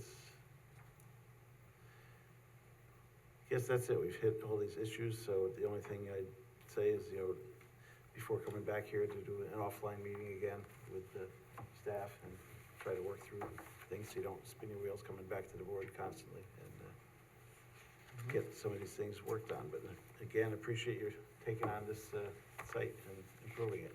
So it'll be very helpful. I move that the planning board defer further action on this application and direct the applicant to respond to comments in writing of the planning board and those received from town departments and agencies, including but not limited to the following 1 through 11. Second. Moved in second to defer, call the question, all those in favor? Aye. Opposed, motion passes 5-0. Thanks for coming in and good luck with the project. Thank you guys for hearing us. Thank you. Mr. Chairman, that's my last agenda item. I will see everyone next month. Bye, Lisa. All right, thanks, Lisa. Have a good night. All right, we have some adjournments to do. 8 Tucker Drive, I move the planning board adjourn the public hearing to April 18th, 2024. Second. Moved and seconded. All those in favor? Aye. Opposed? Motion passes 5-0. 68 Van Wagner Road, I move that the planning board adjourn the public hearing to April 18th, 2024. Second. Moved and seconded. All in favor? Aye. Opposed? Motion passes 5-0. Extra space self-storage, I move the planning board adjourn the public hearing to April 18th, 2024. Second. Moved and seconded. All in favor? Aye. Opposed? Motion passes 5-0. Metro Roofing Supply, I move the planning board adjourn the public hearing to April 18th, 2024. Second. Moved and seconded. All in favor? Aye. Opposed? Motion passes 5-0. Salt Point Center, I move the planning board move the public hearing to April 18th, 2024. Second. Moved and seconded. All in favor? Aye. Opposed? Motion passes 5-0. Casper Kill South Road Development, I move the planning board adjourn the public hearing to April 18th, 2024. Second. Moved and seconded. Call to question. All those in favor? Aye. Opposed? Motion passes 5-0.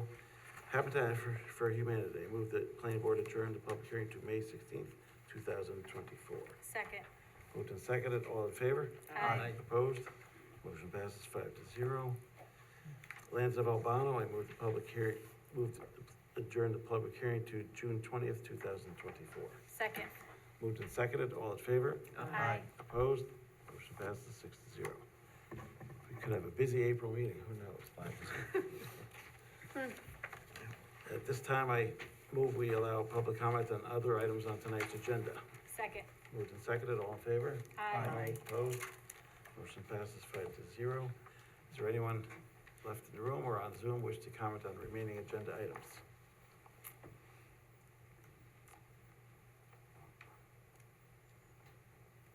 Seeing none. Let's see. Oh, Yvonne, would you like to comment at this time, or we can also have you comment Well, after? I think we said Yvonne could maybe. Can I wait until later? Is that okay? Yeah, Yes, yes. yeah, after the presentation by Sure. Mr. Stein, yeah, because we know you're Representing the representing story. the HPC, so, yeah. Thank you. All right, at this, I move we resume the meeting. Second. Moved and seconded. Called the question. All those in favor? Aye. Opposed? Motion passes 5-0. All right, let's move on to play pickleball. Pickleball. Come on. Looks like you got the logo all set already. You got the merch. Tennis is gonna be history, so. Hi, I'm Brian Vigorito with Hudson Valley Pickleball and Golf. I'm Kim Hoover from Hoover Architecture, and this is us sharing our screen. Cool. Old tech works just as well. Yep. So the building, if you're not familiar with it, was Christmas tree shops. And so what we decided to do was to give it a little bit more of a modern look. So the front canopy was actually removed by the landlord previously. And so we decided to put up an entry cube with hardy shiplap siding, paint it very dark gray, and then also do a combination of the dark gray with an off-white throughout the front of the building. We removed the weather vane that was at the top of the clock tower because it was Santa's sleigh. Don't And need the sleigh. yeah, and the existing canopy that had been removed had two recessed light fixtures in it, and so we're gonna actually put in a custom chandelier that's like a 5-foot diameter pickleball Oh, neat. chandelier. So that'll keep everybody out of the weather that Yeah. comes out Correct. from the. Yeah. All right. We go to Kristen. Yeah, thank you. Thanks for the overview. Relatively straightforward. I think that the planning board's actually excited about the use itself, so they'll probably have some questions for you. So it's on for architectural review. I had a couple of comments, mostly just confirming a couple of things. So we would just be looking for a response to comments. That's pretty standard at this point.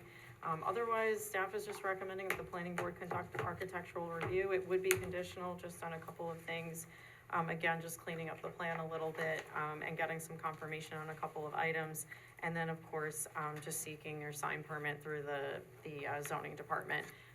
Again, standard practice. I would also like to commend the applicant, and this is, I can't say this enough about applicants who actually listen to staff. It's great. They had come in with a proposal with a bunch of signage, and ultimately it was like, let's just be efficient, adhere to the town code. They did, so that's what you're seeing before you at this point. So you won't need a variance for the signage? Correct. Okay, great. Although I will leave that to the zoning department to formally stamp with approval and give you a permit, but yes. So, thank you again. And, I know the county have provided comments about the facade. I had kind of already briefed the planning board on that, so feel free to have that conversation with the applicant if you have questions or comments. Anybody can chime in here as architectural review. Oh, did Andy have any Oh. comments? No, we had very little to say, except that, with the potential concession stand, a grease trap would be required. That's it. Yeah, I assume the Christmas tree shop did not have one. No. All right, anybody have any comments on the architecture? It's kind of a flat topped, as it comes out there. I think the county had some comments, maybe do something different with it. I don't know what thoughts are from board members. Or is I that- mean, I think it looks good, and they're reusing an empty space, so that's Yep. even better, so, For sure. yeah. And I think everyone's looking forward to pickleball.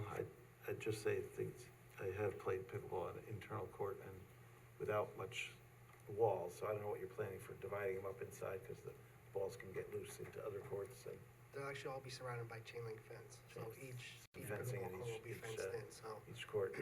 you won't be Super. losing balls coming out into other people's courts. The chairman wants to be there on the opening day. And they're putting in an amazing floor. I'll bring my paddles and we'll be ready. Awesome. Look How forward to many seeing you courts? there. How many courts are you gonna have? We're gonna have 10 courts, so we'll have 10 pickleball courts and 5 golf simulators. Oh, that was one question I had. There was a mention of like a party room, and with that, my question was there going to be alcohol? Yes, there is gonna be alcohol. Okay, so you have to get an alcohol permit we unless actually you do already have- have one from somewhere else. We have a temporary permit right now. Okay, okay. That might improve the pickle, might. Oh. I think you need more than the chain link. Come on. That's hilarious. I think it looks good. I'm glad you're able to use the building in that way. Thank you. Appreciate that. And it is tough to play pickleball in the winter around here, so. Yeah, that's for sure. Indoor stuff will be great. You planning on doing some leagues and things too, or? Definitely. Leagues, clinics, tournaments, we're all ready to go with that. It's become very popular, so that's good. I'm telling you, tennis is gonna be obsolete in a few. Yeah. It started for just old people like me who didn't wanna run so far on tennis courts, but now Everybody's into it. now it's college teams even and stuff, high school. But you're good with the architecture, right? Like, Yes.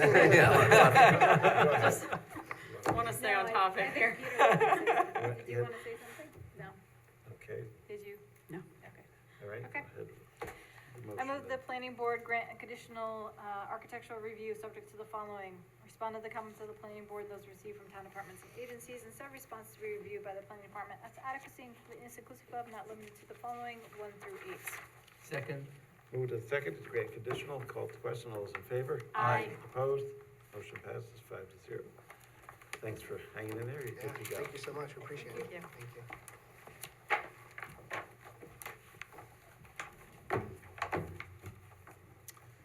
The Architectural review, 35 Fairmont Avenue is up next.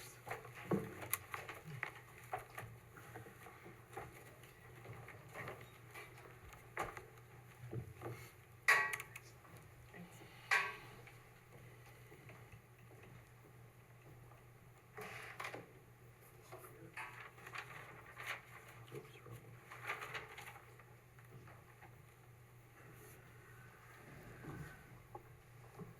one. How you doing? Welcome. Thank you. So,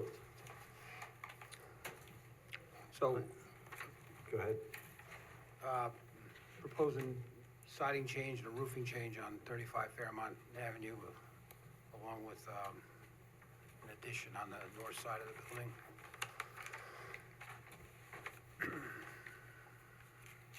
All right, everyone knows where that is, it's the old Dutch cabin slash, oh, what was it previously?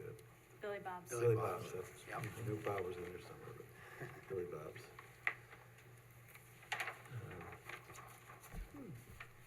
So I know there was a question about the north side addition being in the parking easement, but actually, there's a set of cellar stairs with a foundation that exists. So the new structure would be placed on top of that foundation. Yep, So- okay, so it won't extend further. Won't extend it, it's going on an existing set of cement blocks that's been there for 20-plus years when they put that, when the Dutch cabin put the addition on to the north side. Okay, yeah, I took a look on the way over there and saw that slab where the stairs went down. All right, Eric, you have any? Sure. comments? We talked last week about, you were gonna bring some color elevations and samples? Yeah, I had a hard time finding a place to be able to do that for me. So I didn't get that. But these are the materials Yeah, that you're gonna be these are using. the Oh, materials okay, here. so you do have the materials, Yeah. okay. Yeah, Right, that's I where. don't have color renderings. Got it, We So did, this- he okay. did mention that to me. yeah. So it's gonna go vertical on the building. Yes, sir. That was really, the only comment that planning had was about, that access easement. I think it may need to be, if that sounds fine, the stairs do probably exist. We'll just need to get some verification to make sure that the supports for it, the supports are obviously, the support for the roof isn't in the stairs. They have to go No. somewhere else. So there's we an just wanna- existing foundation, and the Right. stairs are within that foundation. It's like a cellar set of stairs. Uh-huh, So you have a foundation that goes down 8 feet. It follows the addition that was done probably 20 years ago. So it actually juts out, it's part of that foundation. So all I'm doing is setting, 2x6 walls on a 10-inch block. And we got the way it's drawn, and you can see it on, section 4 of the plans. All right, any comments from board members? Does this sound acceptable or? I think it's great. My only question is about the easement. Respective owners of 35 Fairmont and 44 LaGrange are reportedly considering extinguishing the existing narrow parking access easement located at 35 Fairmont that benefits both parcels. What effect, if any, will that have on this application? It would certainly remove any issue regarding construction and easement. If they, Otherwise, if they work out the. otherwise it's, that, So at this point, irrelevant. there's no construction in the easement. It's gonna go on the existing foundation. The secondary part of this was the gentleman that owns 44. Right. Had a big problem with the previous owner of Billy Bob's. Yeah, yeah. It was a bad situation. They were here. So, yeah, I'm sure you guys are well aware of it. But what happened, we were discussing, the problems with that, and, I do know the history of the building and a couple owners before, that owned the Dutch Cabin. They previously owned where the I'll rest. tell you what, let me just keep it short with all respect. You answered my question, and that is that it will have no impact on the application. That's all I need to know. Okay. Thank you. All right. Andy? That's fine. You have a concern about that, so. Yeah, no, Said- as long as there's nothing being new construction in the easement, that's, nothing else to add. We're good. Then they can do what they want down the road. Yeah, at this point, he's probably gonna turn the easement over to me, because he built his building right on the property line, so there's no easement for his parking anymore. There used to be an easement to that house that was there, Yeah. but now it doesn't exist. It comes in from the other direction. Correct. One of the things I know in the future, you mentioned you may want to do some outdoor dining in that area. I think at that point, we would have probably Yeah, have the to easement would have revisit to- this conversation, Yeah. but it's not really important right now. so. Right. Okay. Right, yeah, looks nice. I just had one question, and I don't know if you can answer me or not, but what type of food is going to be at the new restaurant? To tell you the truth, I can't answer that, because at this Okay. point, I don't know if I'm even gonna be opening it. I was at one point, Okay. Things have changed, and it's gone a little longer than it was supposed to, so I lost, some potential employees. So, we're working through it. We just gotta get the building finished, looking the right way, and, one way or the other, somebody's gonna go in there, Okay, so. all right, sounds good. Great, go ahead. Okay, I move the planning board grant conditional architectural review approval for 35 Fairmont Avenue architectural review application and direct the applicant to respond to comments in writing for the planning board and those received from town departments and agencies, included but not limited to the following 1 through 5. Second? Moved and seconded, to great conditional architectural, called to question, all those in favor? Aye. Opposed, motion passes 5-0. All right, Thank you. Thank you. thanks for coming out. And, good luck with the project. Good to reuse the empty site. Okay, Stewart's is up next. I guess they're on Zoom since the room is now empty. Stewart's first at 54 Vassar Yep. Road. There we go. See that? Good evening. Can everyone hear me? Yep, Yes. thanks, Marcos. Hi, my name is Marcus Andrews. I'm with Stewart's. I'm here before the board this evening for architectural review approval for our existing Stewart shop at 54 Vassar Road in the town of Poughkeepsie.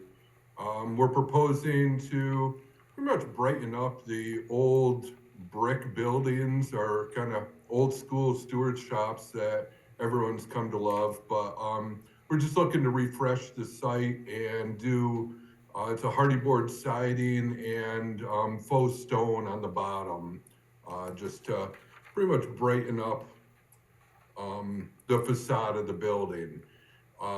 For this site, we're just proposing it really on the two fronts of the building, which I believe are the north and east sides of the building. And no signage changing.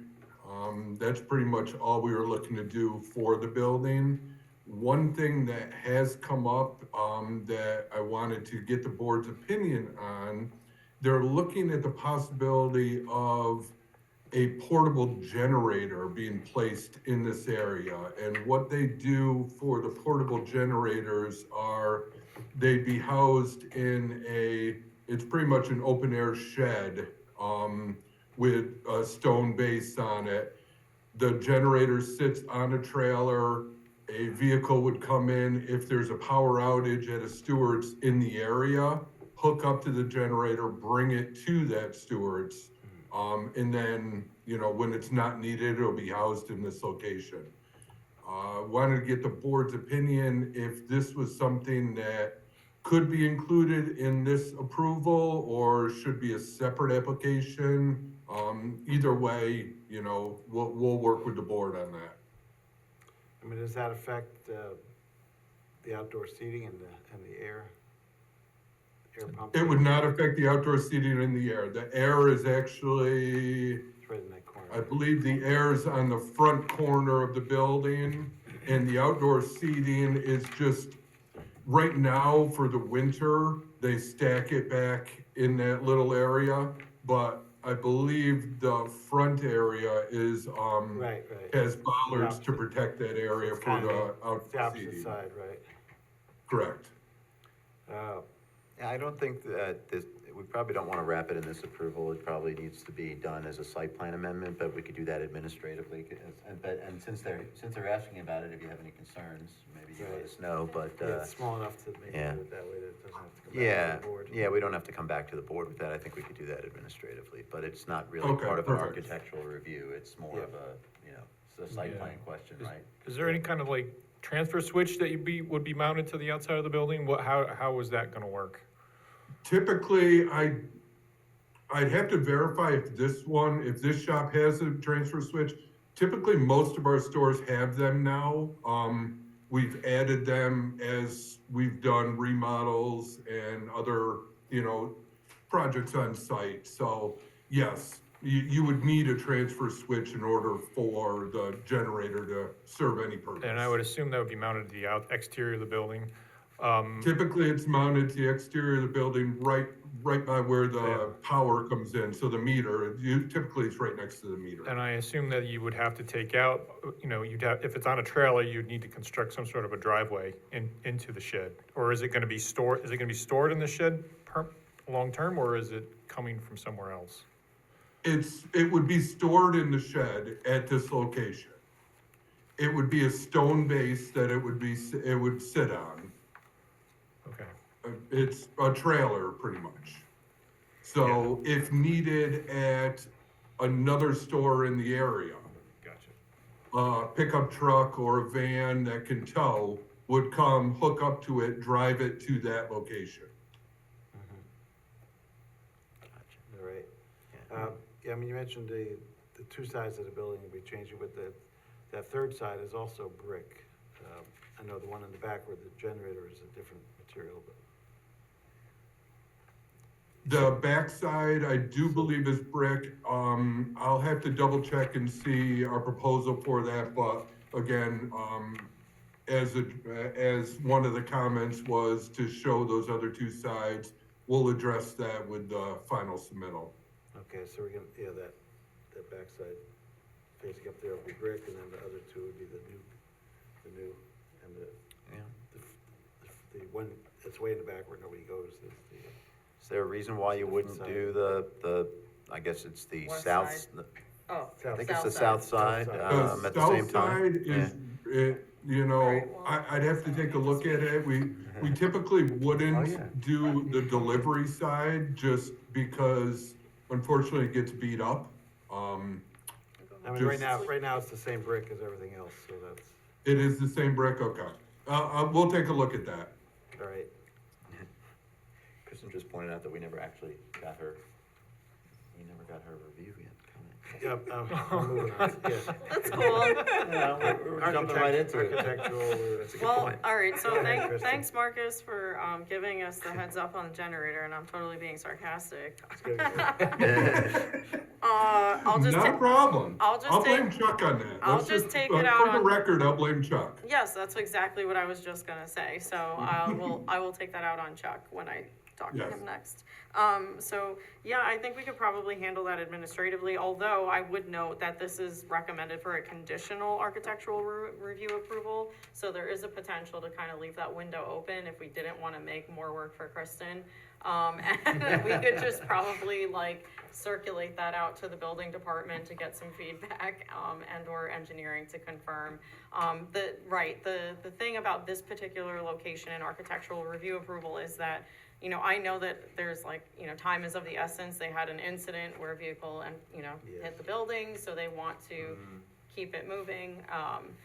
You know, I'm personally okay with including that as part of a condition, but under the applicant understanding that we wouldn't be able to sign off on anything until the building department was completely satisfied and engineering and planning were completely okay with it. So Marcus, if you are okay with that, I mean. I am okay with that, yes. And can you put up the image of the generator storage? Yep, right there. Yeah, so, I mean, if there's any particular thoughts about that, because I would kind of lump that into an architectural, I mean, I personally don't have any opinion on that. And it's just in the back there, It looks like Yeah, it would be Snoopy should hidden. be sitting on it. Yeah, right. Should Snoopy put a little Snoopy on the top of that? Guys, we're only 2 hours in, let's not. That's true. It's not 11 o'clock yet, yeah. All right, yeah, and you said you'd look into the west side where it's also the same treatment as the other two. The south side, yes. South side.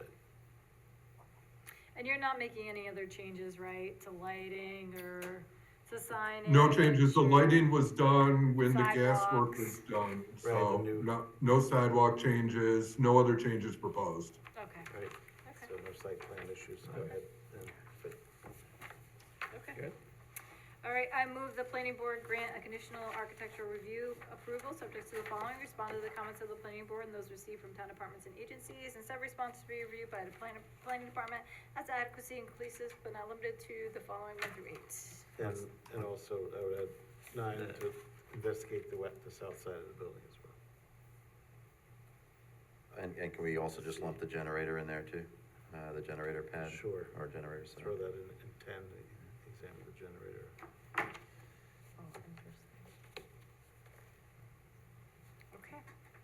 1 through 10, 9, investigate the south side, and 10, examine the generator. Second. Moved and seconded, called to question, all those in favor? Aye. Opposed, motion passes. Aye. Aye, okay. I understand it too, but 5 to 0. All right, All right, thank you. are you also on for the next one? Yes. Yep. 85 Creek Road, Stewart's, all What right. kind of surprises will he have for us? I Welcome know. back.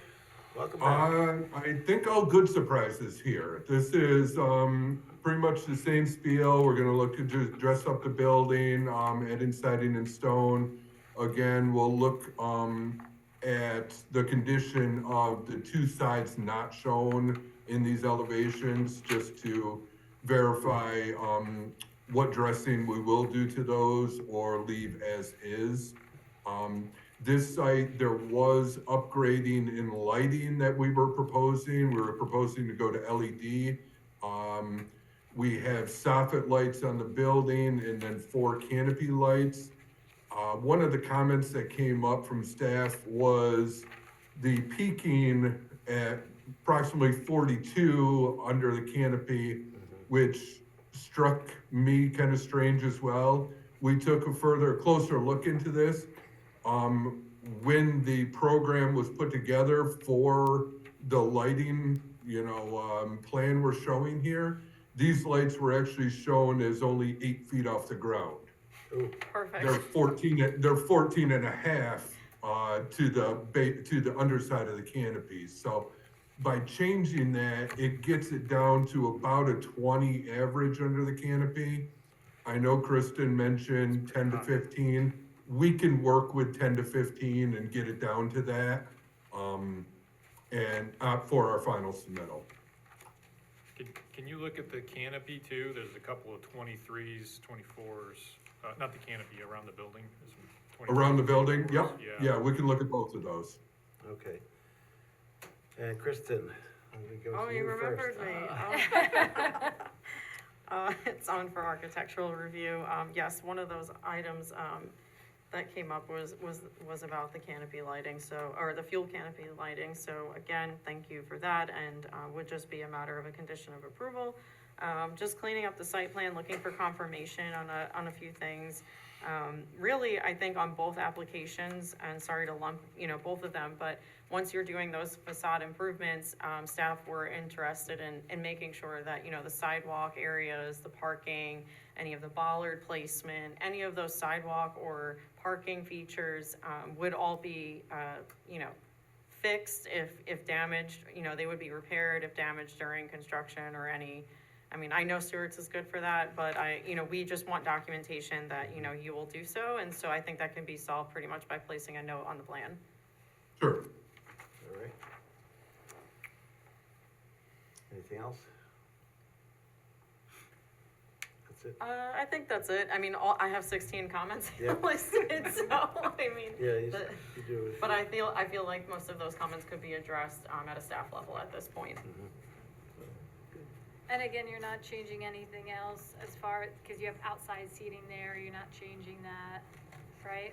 No changes, other than lighting and the facade for the building. Okay. Mike, the reason we talked about lighting considerably, because you got some new customers across the street there, new apartment complex, and there's a house, I think, to the north, so we don't want any light spillage into their windows. No, we understand, definitely. And you did see that comment from the sewer department, right, about the grease trap, having that cleaned out? Oh, yes, Okay. yes, we'll take a look at that, definitely. Okay. We do have a schedule that we go by, but I'll double check to see the last time it was. Okay. And as Kristen's comment number 7 about the rooftop is still gonna be screened, you're not changing that parapet really. Yep.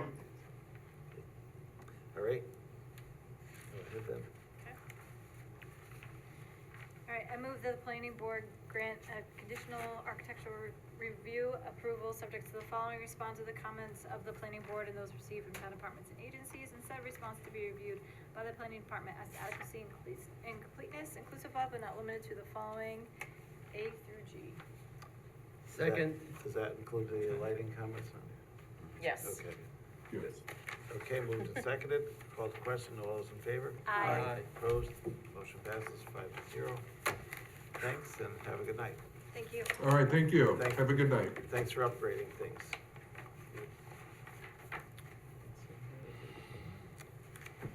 All right, next up, we have a presentation from Hudson Heritage Development.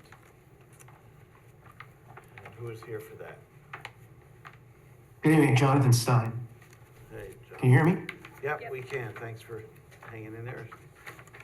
Hey, y'all. Oh, Mike warned me that it's gonna be probably about 7:30, so I'm actually 18 minutes early, so I'm Good. pretty happy about that. Good. But I do have to make a preliminary comment, though. So I'm actually, questioning whether I want to go through with this development after you've called the premature death of tennis. So I don't know who that was, but we might have to, somebody might have to recuse themselves, or else, good thing I'm not that person. But second comment is, now that I know how much demand there is for pickleball, maybe what we'll just do is, turn this into pickleball courts and forget the housing. So I'll throw that out there for your consideration. Still need a few people to play it. Yeah, I play a lot of tennis, so I watch a lot of tennis, so I'm always happy to I'm never happy to hear about the premature death of tennis. Anyway, so I've been involved in this project for probably better part of a decade. I actually created the master plan for Hudson Heritage with EFG. I had a company called DRA, Diversified Realty Advisors, and we had owned that with EFG. Exited the deal for the commercial side because I'm not really a specialist in commercial, and I'm back to execute for the residential side. So happy to be back. All kidding aside, looking forward to getting this done now that the commercial side is economically and financially viable. It's time to start moving to the north of the site.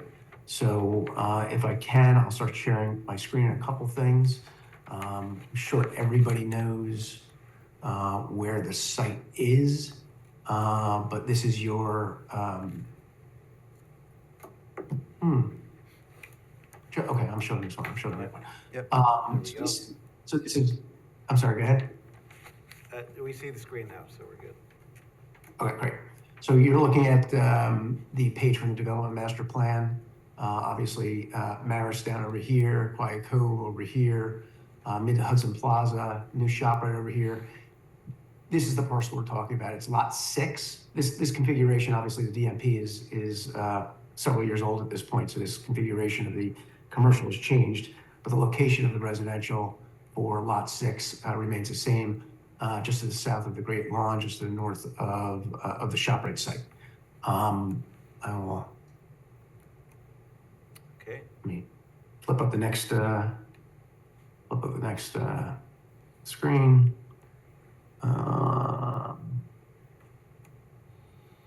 So zooming in a little closer,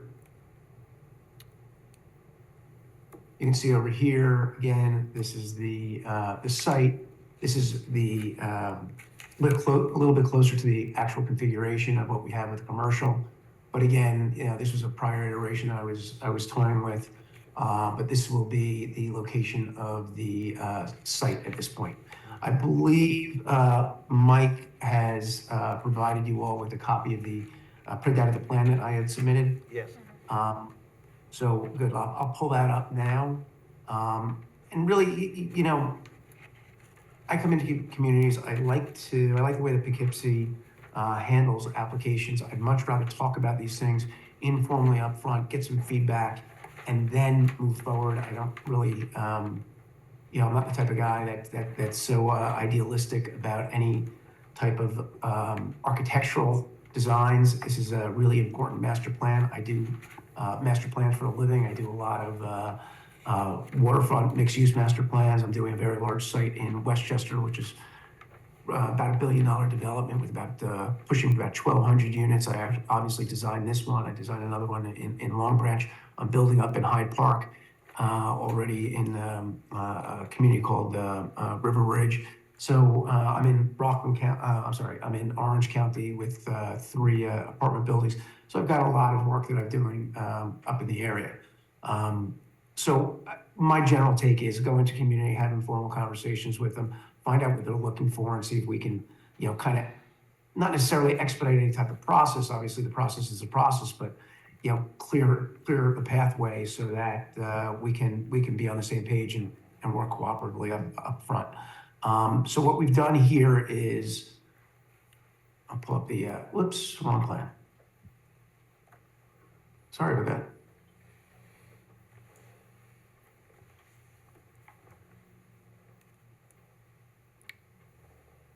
And hopefully this is the plan that you've got in front of you. Yes. All right, Cover great. page. Yeah, I'm just gonna thumb through here. So again, the location on the Great Lawn over here, the shopping center, the ShopRite is somewhere down over here. This is lot 5 underneath us. This is lot 6. So essentially what we're gonna be doing, which we're proposing to do, and would love your informal feedback on lot 6, is to build about 160 unit apartment complex. But we have a lot of topography to deal with. So we needed to create a design that would build into the grade. And really what that achieves is putting the parking under the building on the first floor and then doing the building essentially at grade from the street, which is on the north side over by the Great Lawn. And then the building's obviously got a fixed floor. And as it drops off to the grade, we tuck parking underneath the building over here. So you can see the general footprint of the building comes through about over here. And then we have parking under the building through here, and then parking behind the building at the rear. It's really 2 wings of a building. The 2 wings are 4 floors against the park in accordance with zoning. We don't have any variances or waivers that I'm aware of at this point. So we're meeting all the code requirements. From the street side, it'd be 4 stories in height with a single story depends how you define single story, but a high clubhouse amenity in the middle, pool to the rear, and again, parking around and under the building to meet the code requirements, excuse me. By the time you get to the second floor, we have the first floor, the clubhouse element. So what we've done intentionally is try and split the building into two so that we don't line the park, as one of the prior plans had shown, with a wall of building. So we wanted to pull it back. And also along the park, which I think is a really important view, to just keep the parking away from the front of the site and provide some green space up along the the south side of the park. And the parking, of course, adjacent to the shopping parking in lot 5, so it's parking facing parking. From an architectural perspective, there were several plans that were floated over the years for this. We thought, at least some of the initial feedback we had last year on the design was really stick with stone facade more than anything else. So what we've done is create, you can see the two halves of the building over here with a clubhouse in the middle over here. Then as you see other elevations of the same building, clubhouse over here in this elevation, and the building, the L-shaped building here, and one L-shaped building over here. Again, it's one large building that are attached, but it won't feel as a large building. It won't read as a large building. Then as you're coming down the drive towards the rear, remember we talked about 4 floors over here, 5 floors over here to absorb this fairly significant grade, parking under the building, then to the rear of the building. But, having handsome facades all around. So really, I'm not here talking about the architectural finishes at this point in any detail. It's conceptual and layout. It's really about, before I get my engineers started, excuse me, sorry for that. Before I get my engineers started on a design and a plan to then come before the board and somebody at the board says, hey, look, you know what, we don't like whatever. I'd much rather get your read. Met with the supervisor, met with obviously Mike Welty, and just looking for your informal feedback so we can get rocking and rolling and hopefully present a full plan to you in the next couple months. All right, thank you, Jonathan. We could, you have anything more to say, Mike, on it, or? No, I mean, I think, the layout-wise, one of the things that I like about the conceptual layout here is that they're no longer showing parking along Hudson View Drive. Yeah. That was a plus. Right, and I think, putting the parking underneath and to the rear of the building is a very good move. I think that's something we're really happy to see. I don't think the renderings that John showed are exactly accurate to the site plan because no matter how many times I try, I can't quite line them up with what's showing here. So And they're not. They're not, right. Those renderings were kind of massaged from another job as we were listening to the initial feedback. But we'll prepare, obviously, as we move forward. There's only so much you can do before you get some feedback. So right. Yeah, that showed some parking in the front of the building, which is right. So I think that might have been confusing for folks a little bit. I know it was for me when I looked at it. I just wanted to make everyone clear that that's not right. That's not what to focus on really right now. One of the things that's interesting too is that this site, in terms of the commercial side of the project, really barred architecturally from both the north and the old Psych Center, and also to some degree from Marist, some of the stonework and things that are over at Marist. It might be helpful for the board if you have thoughts about how, this particular area could look. I mean, I think, John, you've said that you're pretty flexible about the materials and the facing at this point, but if we could get some feedback, and that might be helpful for you, some direction at this stage. But that's really all I have. I did note that David Cooper looks like he was able to jump on. He's available if anyone has any questions for him as well. But really, this is preliminary. And hopefully he's parked at this point. What's David. that? I said hopefully David's parked and not driving at this point. Yeah. It looks like he's parked. Yep. And let's see, Yes, But yes, in a legal spot too, yes. Oh, good. Thanks, Can I Dave. have Andy take anything that you see up front? I think it's a great start.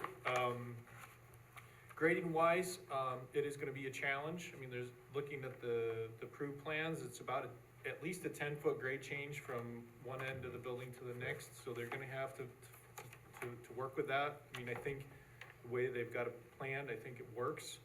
Some tilted floors. I like the parking underneath the building because it effectively reduces impervious. You've got some green space along Yeah, that's the terrific. Hudson Heritage Drive. That's a great thing. The other thing I like about this layout is they're showing the interconnections with the ShopRite access road to the south, which wasn't actually shown on the previous plans, and I think that's a really good idea. So, overall, I think it's a good start.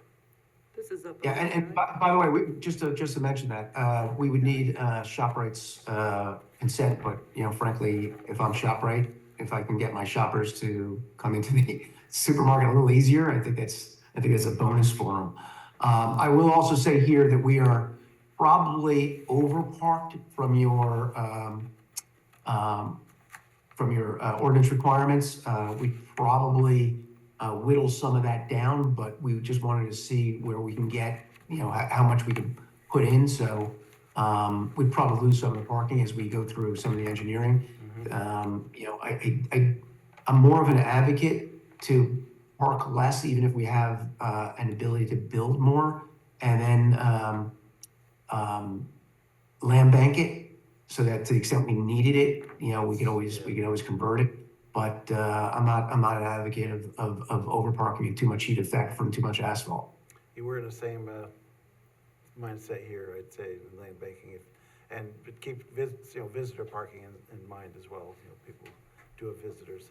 Can we have Sure. Elon chime in?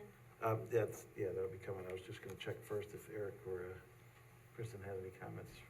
I was just gonna say that I think the original approval, because I think this actually went through some kind of approval earlier, maybe it was just conceptual. I like the idea of having the one large building, but with multiple facets to it. I think is a creative way, as you described, is a creative way of dealing with the grade of the layout. I thought the other ones were gonna end up more like kind of typical blocky buildings right. along, apartment buildings along the roadway. This actually suggests a lot more potential for a lot greater architectural interest in how it fits into the landscape. All right. My only 2 cents would be, John, thank you for your attention to detail and the level of care that I can already tell is exuding from your character as you present this. As someone who, as a planner and a member of the town staff who was far removed from this entire review process, from its inception to just a few years ago and the commercial side of things, I do think that this would be a much appreciated breath of fresh air.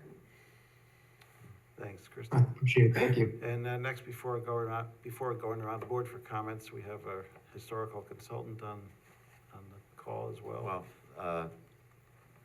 a member of the Historic Member of- Preservation well, Commission. Yeah, yes. I don't think Yvonne would want to be called. Okay. Yeah, right, but she's a resident, and we did want She to, gives us good advice. yeah, so Yvonne, I don't know if you have any thoughts that you wanted to share now. Thank you. Can you hear me? Because I have headphones on. Yes, Yeah. yeah. And Yvonne, I think we actually met years ago. I did way back, I think, with Nick Manoa and George Carpagno. So Yes. Wow. it's been a while. I've been here with you for this decade. I've just been getting older, so it's I'm glad to be back. Again, I would like to reiterate or iterate what the others have said. I appreciate the thought that went into this. I like I actually like the layout of the buildings and that they're split so that you can see, there is a corridor that you can see through to kind of gain the view of the Great Lawn. I think that's important. I like that you're actually going into the grade, the terrain, and utilizing underground parking or below building parking. And that you're, retaining green space, opposite the Great Lawn. You're not putting parking there. I did have a question though, like with regards to the ShopRite side of the lot. It appears as it's just gonna go straight into more parking. Is there anything that can be done to delineate perhaps more green space or medians? And the answer is, Yvonne, and it's a great question. One of the things I struggle with as I look at this, but as I said before, we're a little bit overparked on this plan. But there's, I need to work with the engineer and our architect to refine this more before we're ready to, submit it. So that's one of the topics we'll be looking at. Because we are parked higher than code requires at this point. It's a matter of, okay, where do we take it off? Right. And how do we relocate it? So it's definitely on my agenda. But, as I said, I just want to get the feel for the board if we're going in the right direction before I, go through my, analysis paralysis, which I do on every job internally on, 300 different, iterations. And, right now this was good enough to at least get some feedback. And then, we'll continue to design, and with all those things, green space, one of the very important factors, and, involved in creating a final plan for you guys to review. Certainly could be an area So- for some land bank there too. Yeah, that would be great to see, because I feel like it would break it up, this sea of parking. I know my understanding is that the renderings are just renderings, that nothing is set in stone. But if you would allow me to make a couple of, or give out a couple of ideas, that would be great. In the previous South Campus approvals, we saw design development produced a design guideline, and which their architects at the time took into consideration the materiality of the historic buildings, the architecture, the kind of the features or ornament of the buildings. And I would like to see more of that than what is shown here. The attention to color, a warmer palette would probably do this building more justice, because as we get away from that South Campus, we are getting closer to the historic architecture, the historic buildings, and I think it would complement it more. I'm not saying that it needs to be a cookie cutter Kirkbride plan building, but there's definitely ways to complement that. And with regards to the roof line, I feel it would be great to see, you have the makings of like a mansard roof. I would like to see more of a steeped pitch on the gables, and those corners that you have, kind of like the flat roof on the corners, you could put, the admin's central peak where they have the, where the weather vane will go. Like a pyramid. Something like that. Yeah, and, I don't know if you could actually get another apartment up in there, a studio or something, you get some more density there. But it would be kind of cool. Warmer palette, yeah, if there's some architectural details that you could pull from the main building, like the stone banding to break up the kind of the bigger fields, and a stone base at the bottom. You don't have to use brick through and through. And then let's see, I'm going through my notes real quick. And then where you have the I don't know what you call that architecturally, but where the building comes forward and then cuts back, and this profile where you have the portions that stand out. Can you hear me? Yep. Yeah. We can hear you. Okay. The portions that stand out, again, could those be something more reminiscent to the main building where they're kind of bayed? And they're not like steep bays, they're shallow bays, but it kind of lends itself to more of a tower. When you say the main building, which building are you talking about? The Kirkbride? The Kirkbride, and the admin is just the center portion of the Kirkbride, which is the portion that is slated to be reused. Right, correct, right. It's interesting, and I appreciate the specific comments or directions that you'd like us to lean as we go through the design of the facade. I was talking to the group that we were with the other day with our kind of pre-meeting a little bit with the supervisor. You know, as I go through this, as I mentioned earlier, I don't know if you were on, I like to get the feedback up front, so we'll come back and I'll meet with my architects and we'll come back with other ideas. Because we had really discussed internally, you know, do we pick up on the brick of the admin building? Do we pick up on the stone of Marist? How do we do it? How does the board feel about it? So we wanted to get, you know, this one has more stone on it. We've got other drawings with more brick on it. But as I said, it's kind of analysis paralysis. Unless I get the feedback, I'm just kind of, you know, talking to myself. So I really do appreciate the feedback on it. But it's also, you know, somewhat like I always use the Louvre as the example. So the Louvre is this gorgeous building, and then they build the glass pyramid in front of it. So do you complement what's there, or do you go in a completely different direction? And as you know, planners and architects and everybody else just argues about, you know, the Louvre all day long, or whether the pyramid is an abomination or it's a, you know, it's an accentuating facility which really enhances the view of the Louvre. I mean, yeah, I'm not totally on I that. can appreciate that. Like I said, I don't think anybody here or anybody I've talked to feels like you need to recreate the main building. There's just not, it just should complement it. And, you know, how we get to that point is, you know, a little bit of your interpretation and our feedback, and that's how that works, so. Exactly, and it's really an art in that, and to that extent, you will never hear me talking about art or creativity. I have a difficult time with drawing a stick figure. So we'll be hearing from our architects and our planners, and maybe even my wife who runs our design. So they're great at that. It's yin and yang. I mean, I say to people, my wife can't go through an Excel spreadsheet or through the entitlements, but I can't look at a piece of fabric or a piece of a facade and go, okay, this is going to look beautiful. I have no idea. If you left me to pick it out, it'd be like orange and blue, and, you know, you'd all be yelling at me. So I'm the wrong guy to give you feedback, but I guarantee you'll bring the right people to the team.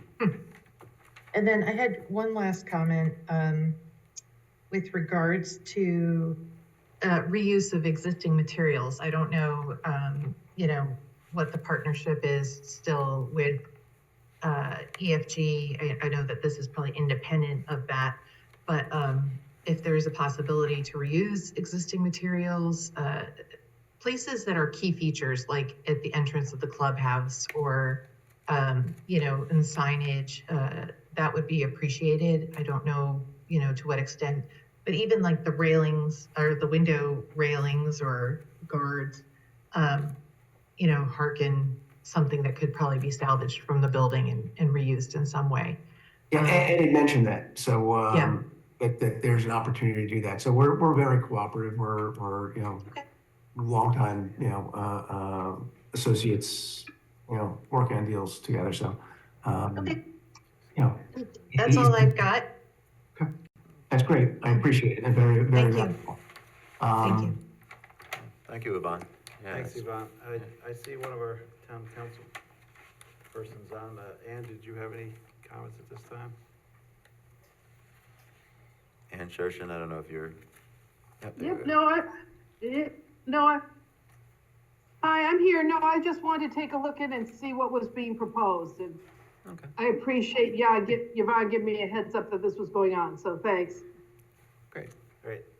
Thanks, Ann. Yeah, I Let's, think one of the things I wanted to mention too, that in talking to John and to Ed about this initially, one of the things that was interesting too is that, you know, as they proceed here and they start to bring some residential into the project, this also, I think, is an incentive for them to start thinking about the Great Lawn, right? Which has been sort of, we know it's preserved, right? We know it's going to remain, and that it's, you know, there's some walking trails there now, but if you're going to have, you know, 150, 160 units now across the street from it, now, you know, that it becomes more important also for them, for their standpoint, to start thinking about design elements that might be appropriate for the Great Lawn. And so I think, you know, this is a real turning point in the project.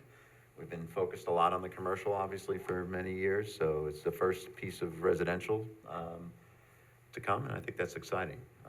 Yep, it's good to get some residential near the commercial as well. Yeah, absolutely. That's the Yeah.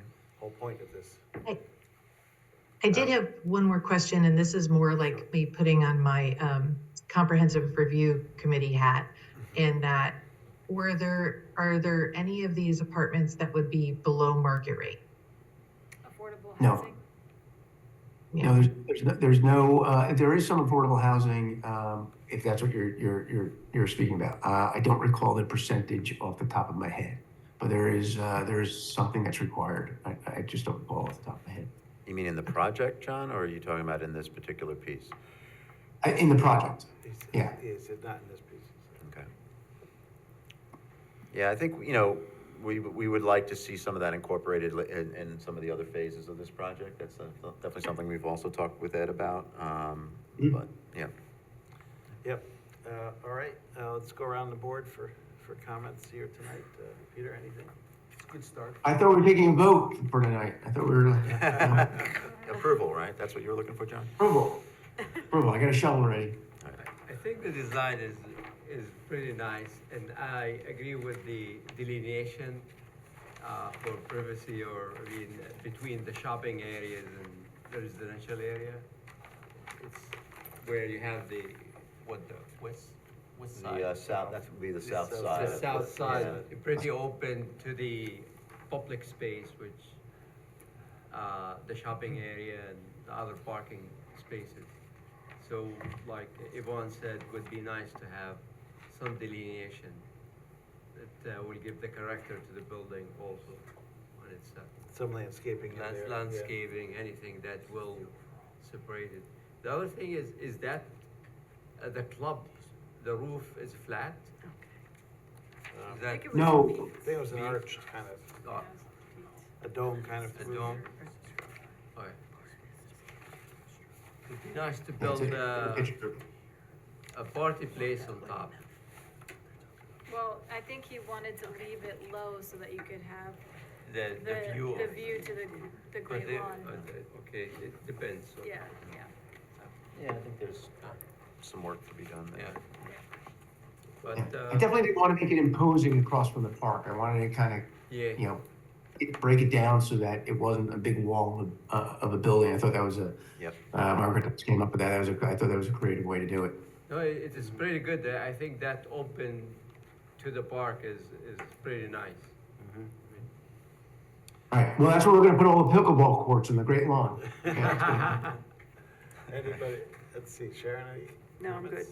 And Nicole? No, I mean, my only comments were the same that everybody else has made, the parking behind, the green space along, you know, putting it up on the road is great. And the parking under. near the Appreciate it, shop. thank you. So, it's, and as Yvonne said, we have the architectural palette, any little elements you can draw from to help with that would be good to complement it. All right, thanks for presenting it to us, and glad to see another phase of the project starting to move forward. Yeah, I appreciate the time, especially, you know, the process that you guys do to allow us to meet in advance and do this informally. So we'll be back to you as soon as we get some of these plans going, and we'll probably ask for some informal feedback as we go through further iterations of the architectural design. But at least at this point, I'll be able to talk to my engineer and get some of the engineering advanced to a further stage as our architect's working on the architectural facades. Sounds great. Good. All right, appreciate it. Thanks, everyone. Have a good night. You too. Bye-bye. Okay, we have a couple more items for mostly, So this next one is a town code amendment. This comes from the code update committee. We've been working on, obviously, a number of different things, but this was, we've had some issues in the past with the definitions related specifically to dwelling units. Language that's used in the text of the code elsewhere that isn't defined, and definitions for things that aren't used, and so this is really mostly about cleaning those things up.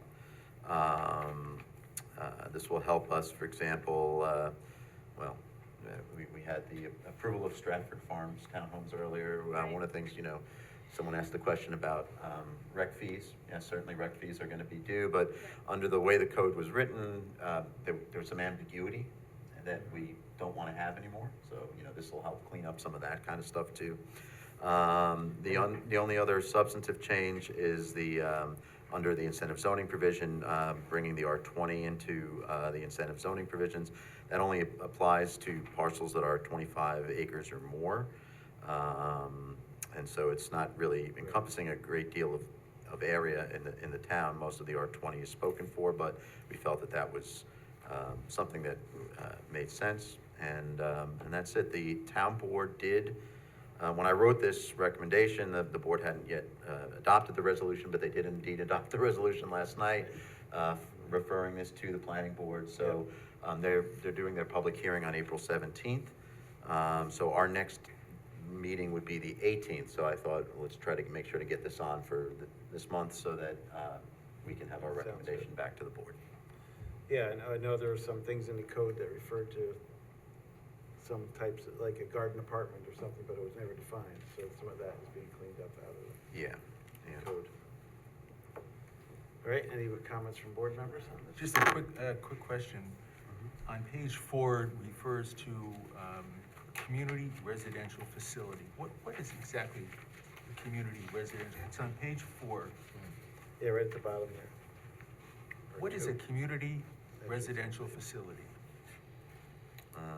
Page 4. Says page 2 of 8. Whole bunch. 2 of 8? Let me see. It's the fourth page. Fourth page, oh, okay. Community residential. This was, we recently had a situation where, some of you may even remember the project, the Greystone project, over on Violet Avenue. Yeah. They're no longer, proposing what they had at that time when they had come in for a site plan, but what they are, there's a single family home on the lot. And they have, residents, adults with, mental disabilities, right? Who, they basically want to renovate the house and make it a housing for those folks. Under New York state law, and it's a shame actually that Lisa's not here, but under New York state law, those homes are supposed to be treated as, single-family homes. They're supposed to be considered a family. But our code didn't make that clear. So we made that clear here as well. So But it's not really clear. I mean, I don't understand what a community residential facility is, and I don't see a definition. Well, actually, we have, I have one actually right down the street from me, and it's similar, but actually the people that live there have Parkinson's disease. And so. Yeah, no, I understand that. Yeah. My question here is, Yeah. I don't recall seeing in the zoning ordinance, under definitions, a definition for a community residential Right, there wasn't facility. one before, correct, and so this is an addition, but the definition refers to the mental hygiene law, but it does not, we thought that was enough to So on the reference. bottom of page, Right, bottom of page 2 is where it's defined as a facility as defined by section 41.34 of the New York State Mental Hygiene Law for mentally disabled persons operated by or subject to licensure by the Office of Mental Health or the Office for People with Developmental Disabilities. So that's, right. Another question I have here is, under the incentive program. Yep. I know other communities have, when they do a calculation for incentives, they take into consideration things like steep slopes, wetlands, Yep. rock. Are We we do that as doing well. that? that. Yeah, we do that as well, and that's part of, that is already part in of the the code calculation. elsewhere. Yeah, Okay. yeah. And finally, on page 7, under units incentives for affordable and senior housing shall remain, with the annual certification of the board identifying the occupancy of the units by qualified persons and families, do we have anywhere in our code that defines what a senior is and what a qualified affordable housing occupant would be? These Are are, we following like HUD guidelines or? right, these are actually existing provisions already in the code.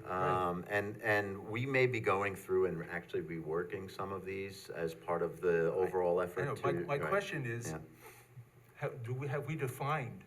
Yes, they are both currently defined in the code, but we may be going and making some changes to those things. Okay, are we following like the HUD guidelines for percentage Well, of what is HUD? median income? What does HUD say? I don't have my. HUD has a bunch of different programs, but Yeah. just to give you an example, let's say that the average median household income in the town of Poughkeepsie is around $80,000. They would use, say, 70% of that 80,000 would qualify them for a designated program, Okay. whatever the program might be. But they use a percentage of the median household income as a guideline. And I was just wondering if we have that, if that's spelled out in our code at all anywhere. I believe it is in this section. I didn't see it. Not in this. Not in the agenda, The problem is but- the local law is only showing you sections that are changing. You kind of have to go back and look at them, and we didn't do a red line version because it kind of covers a lot of different ground. So there are other sections of the code that do address that, but they're not, I don't know, Eric, you seem to have it. Yeah, open. we do Okay. have definitions for senior housing, age restricted. This is a residential facility containing single-family, two-family, and multifamily dwellings designed for and occupied by persons 55 years and older as their principal domicile. Right. So for example, that's Violet the Estates.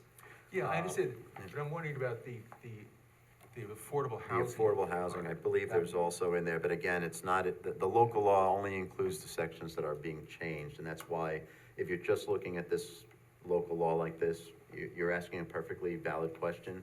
It's not gonna be in that section, but it is in another section of the code. Okay, Yeah. as long as it's there Yeah. somewhere. Yeah, Thank you. you're welcome. All right. Anyone else? Any comments? Everybody okay with a positive recommendation?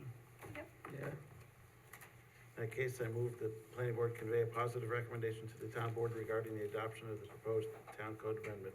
Second. Moved and seconded, called to question, all those in favor? Aye. Opposed? Motion passes 5-0. All right. Next up, we have a few time extensions. Verizon Retail Store. You said they're moving forward, I guess. They are, right, Eric, they are, On hold. they are, no, they're not just No, on they're not hold, just they on hold. are, They're actually moving. getting They- ready to move forward. I was actually pleasantly surprised, No, apparently 3 they minutes did of speaking submit a is building when permit someone application, and the is, building permit talking application about a has been determined proposal complete. that is However, out in the like, interim, the their audience variance or has is expired online. again, Yeah. so they gotta go back and fix that, and, Okay. and they can get their building permit. That's what we said, Well, for the Verizon Retail Store, I move that the planning board grant a 120-day time extension of conditional amended site plan approval from March 16, 2024, forward to July 14, 2024, and to advise the applicant that obtaining site plan signature and required area variances and the building permit are necessary to preserve the site plan approval. Second. Moved and seconded. All in favor? Aye. Opposed? Motion passes 5-0. Wiltsey Estates, Lot 19. I move the planning board grant a 90-day time extension of conditional final major subdivision approval from April 12th, 2024, forward to July 11th, 2024. Second. Moved and seconded. All those in favor? Aye. Opposed? Motion passes 5-0. And lastly, Savona's rear dining area. I move the planning board grant 2 90-day time extensions of conditional site plan approval from April 15th, 2024, forward to October 12th, 2024. Second. Moved and seconded. All in favor? Aye. Opposed? Motion passes 5-0. Any other business that the board members wish to bring up tonight? I move that we terminate tonight's meeting. Yes, I second that. Moved and seconded. All in favor? Aye. Opposed? All right. Everybody wants to go home. See, with Good night, everyone. Good night. Have a good night. 8:14. Signing off. Imagine all these are there. No.